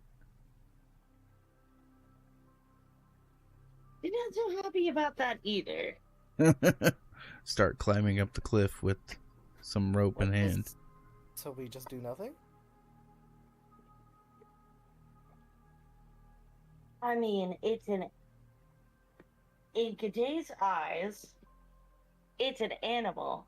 Is it really understanding what it's doing? Why should it get punished?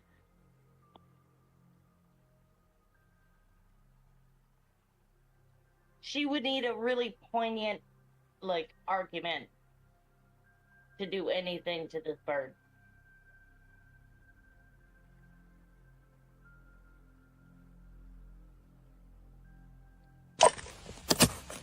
Kind of what I was saying, just leave it to the guards in the town. I mean, just take this stuff back and take it back to the kids.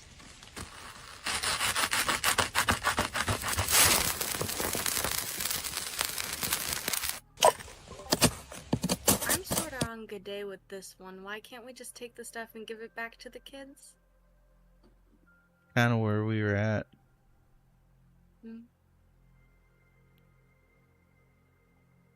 Well, I mean, I guess he never really told the people that it's his bird, but we'll know where it is if we need to find. If we'll know where it is if we need proof. If we get in trouble. If you And- get in trouble. The journal has the proof right there. He directly says the bird is his, and we could always show him in the cave. It, Okay, it so seems how quite about sick. this? We should just. So get it. G'day heard the reading of the journal, right? Where he talks about the bird stealing everything. You read that out loud, correct? Right. So she will propose. Let us leave the bird alone. We can go back into town and address the shopkeep directly that anything that the bird brings to him must be posted across town for people to come get. And even if it is not claimed, it must be set aside and no longer be able to be sold. You must not profit from the theft of this bird. Doesn't anymore.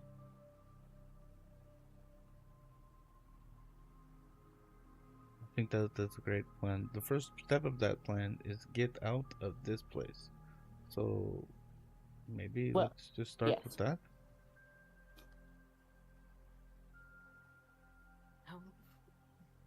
Can I try to calm the bird down?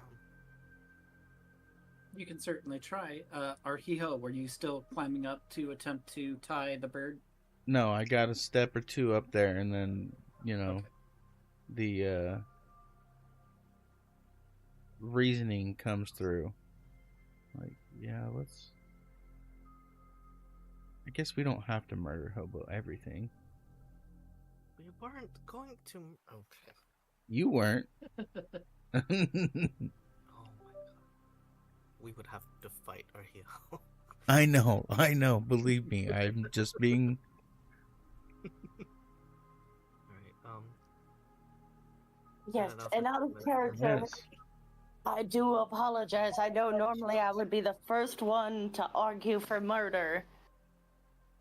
But it's an innocent bird. It's not Yeah. that innocent. Arhiho, you took the journal, right? I did. Okay, make sure you add that to your inventory. Add Curio Shop owner's journal. I mean, is any animal really innocent then if you argue what their owner does to them or ask them to do? Like, come on, that bird is innocent. They're just trying to get acceptance from their owner. He probably feeds him fish or some shit every time he brings him back stuff. I am so done. Good day. Just as a matter of fact, he just shouldn't be selling anything the bird brings because it's clearly something. He admitted owned he in the stopped. Yeah. Well, where'd that cube come from? No. The kids were talking about a cube being owned. Okay, but these are kids. Okay, we also personally bought, well, kind of halfway bought a set of magical earrings that apparently this bird brought. And then we did a whole facade and got it halfway because he said he has sick kids and stuff. He's selling this shit. He's using this shit for profit. And I think he's writing in his journal to help assuage his conscience. Did we read the whole journal or just like skim through and kind of caught like the more recent stuff or the older stuff? You read through everything that seemed to pertain to this bird. You kind of skimmed over the rest. The rest was kind of just like general log keeping stuff of like a shopkeeper about like what's selling, what's not selling, what stocks or The townspeople stuff for profit. Yeah. Gotcha. Yeah. Then it was the stuff about the bird bringing him stuff. Him going, okay, well, I guess I'll try to sell it. Found out that the stuff was being stolen by the bird, and so he's been given the stuff. Yep. Sounds about right. Yeah, the bird is stealing stuff and he's using that to his advantage and he's selling it. He's still complicit in the theft. And he would have kept selling it, but one of the items happened to be to one of like the more important people in town. And like, whoops. Exactly. If it wasn't though, like some poor kid living on the street, so he's taking advantage of the most innocent people of town, is what you're telling me.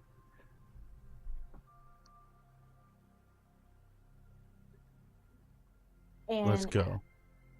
again, above table, I just have to say, what has happened to the parents of these children after their magical items have been stolen that have left these kids to fend for themselves? I think that this shopkeep is evil. These magical? Well, that cube is. The cube is. The earrings that we got are. Wait, how do you? Are what you cube? are you talking about the stuff that you bought when you were first in town, or the earrings that were in the pile of junk? No, the earrings that we first got. That. Yeah, those were magical earrings. Yeah, the earrings of water breathing. Mm-hmm. Are those not the same ones that the other kid explained that were taken from his mom? You can give me an insight check. Okay.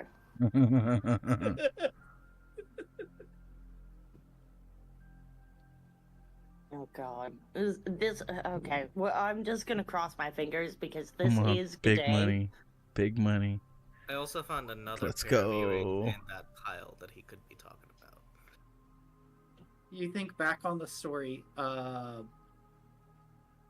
Akari, how are you trying to, sorry, G'day, as you think back on the story from the journal, as you begin to Thinking hear it about back it. in your mind, Akari, what were you gonna do to try to calm the bird? I'm gonna do that like low approach. I'm climbing, yeah, it's screaming, but he's like crouched down with his hands like open. I'm just like shh, shh, shh, shh. Hey, I'm sorry. I'm sorry. Oh, like you would with like a scared dog kind of thing? Kinda, yeah. Okay. Give me a persuasion check. Not an animal handling. You sure? Okay, you can do an animal handling. No, I'll do what you ask. No. Animal handling makes more sense. Okay. We'll see if it makes a difference. Because you're not like talking to him, you're just trying to like God damn it. coo him. As you go and begin to kind of get closer to him, you hear as the screaming stops. You watch as the head turns towards you. Its left eye looks at you. Its head turns towards Arhijo as he walks by, talking about the journal. And the bobbly eye kind of bounces around and then focuses in on Arhijo. Akari, you hear, you steal from father? You steal, as this bird begins squawking as it rises up and begins flapping its wings. I need you all to roll initiative. No. No. You still don't have to kill it. We still don't have to. We can incapacitate this thing. Yes. We can incapacitate. Oh no.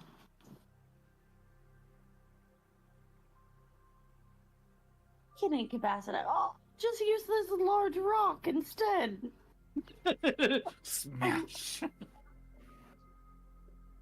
That's a non-lethal Do you need weapon? to- Question mark. Do you need to change the map, DM?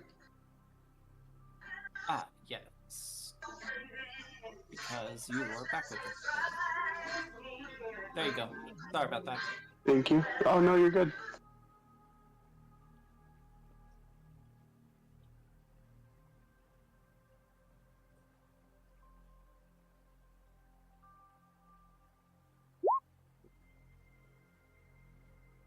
Three. Nice.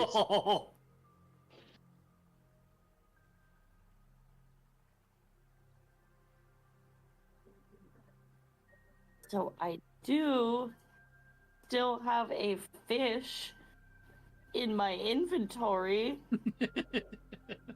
And you told me like to buy like mundane things, and I completely forgot to buy mundane things. It's okay. It's just like mundane stuff if you wanted to use it to like flavor like some RP or stuff like that.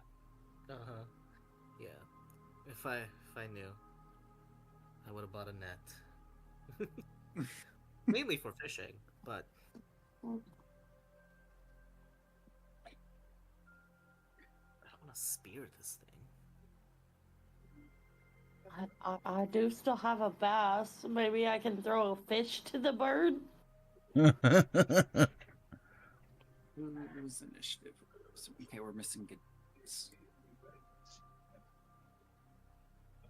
Oh my god, is it doing that thing again? Because I rolled a nat 1, it came out to 6.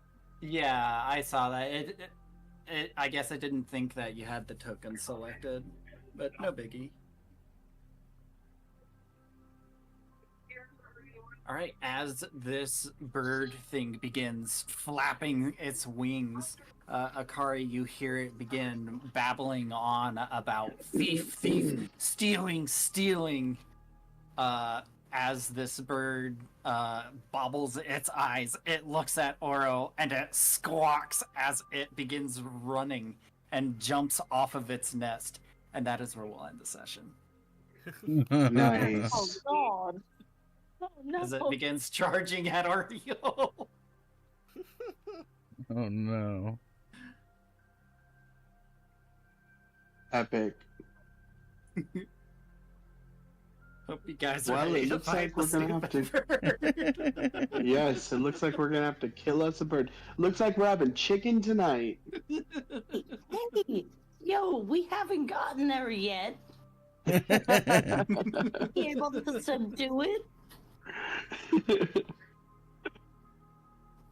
uh, I just said I got some fish.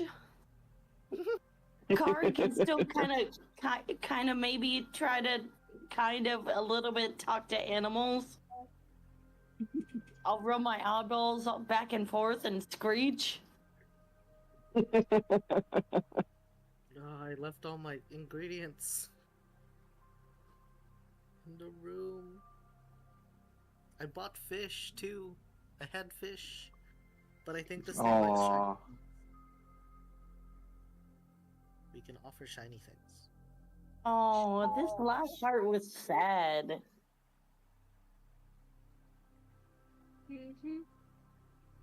Which This part? last part was really sad. Like with the shopkeep and the bird, it's like that he didn't. Well, What if I he was don't think telling he the was. truth that because he treats this bird as his kid, and the bird was sick. So what if that He's was got him sick kids telling to feed, the truth too. in his own way? Right. Yeah, in his own way, he was talking about how he wanted to take care of this, and that in the bird's way of trying to help him back was bringing him little shiny trinkets. Like, oh no, the whole thing is kind of sad. He's just doing what birds do. He's just doing what birds do. The shopkeep just should have never sold it. He didn't Sad know. panda. The whole thing is sad. I still think he didn't know at first, and then he stopped it when he found out, because that's what the journal said. Lots of people try to create their own narrative when they're writing their own words. I mean, it's not his fault. He basically is taking care of a magpie. Well, true. Magpies are. But most people that get gifts from crows or magpies don't go on to sell them in a shop in the same town where they're taken from. Oh, And he got caught selling one of the important people's items in shop, but that hasn't been stopping him selling poorer, more less fortunate people's items in the shop. And yes, there's this lost and found, but behind his counter, at the bottom of the hatch. Oh. Hugh, mermaid, poor unfortunate soul. Uh-huh. Yeah, and beyond that as well, if you don't get the claimee, you don't go on to make a profit off of that. Oh, come on.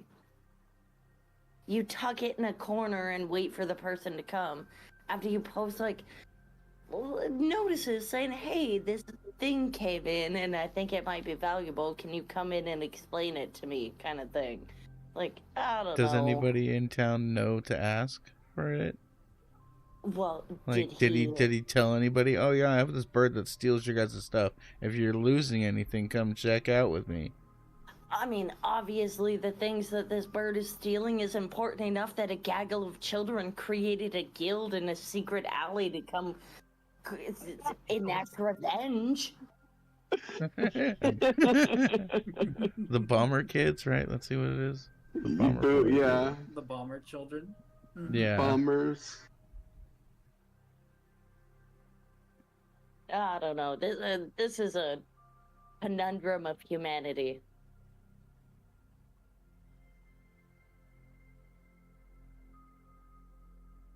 Beautifully done. Yes. Beautifully thank you, done, Dan. We'll see what happens. What are the repercussions of completely destroying this man's house? It wasn't me. Caught Yeah. me in It wasn't me. Fireball. We will find On out top of next his time. shop as well. Yeah, I thought it was gonna leave. His shop, and now his house, and his livelihood, and now his pet. We destroyed this man's entire life. No one No. asked. No one asked for a fireball. Okay. No. We said, "Can you light the door on fire?" He's like, "Sure." Fireball. Light a fire. Jesus. Fireball. Not firebolt. Fireball. Okay. Hey. I don't know what you guys are talking about. I'm a water genocide. I did suggest a mild Molotov cocktail to burn the door down while we took Not a a grenade. And Right. that translates in Oro's mind to napalm. Okay. You know what? G'day cannot argue that. I mean, she would absolutely take, hey, can we maybe pick this lock to let's firebomb the entire building and burn this shit down. So, I mean, Let's take one prisoner turns into, okay, a little bit of light genocide. yeah, Yes. I mean, that makes, well, not the G'day's current sentient self, but, the G'day that you normally see, yeah, that would make sense.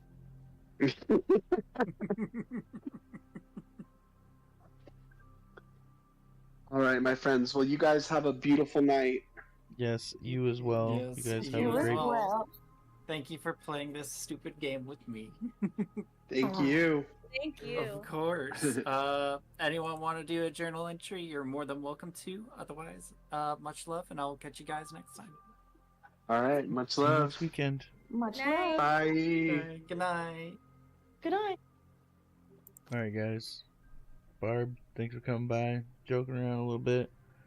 Thank you, everybody else that's tuning in later, watching on YouTube, checking my videos out, live stream. Try to do this every Sunday. Saturdays for our other episode for John's or Narius's campaign.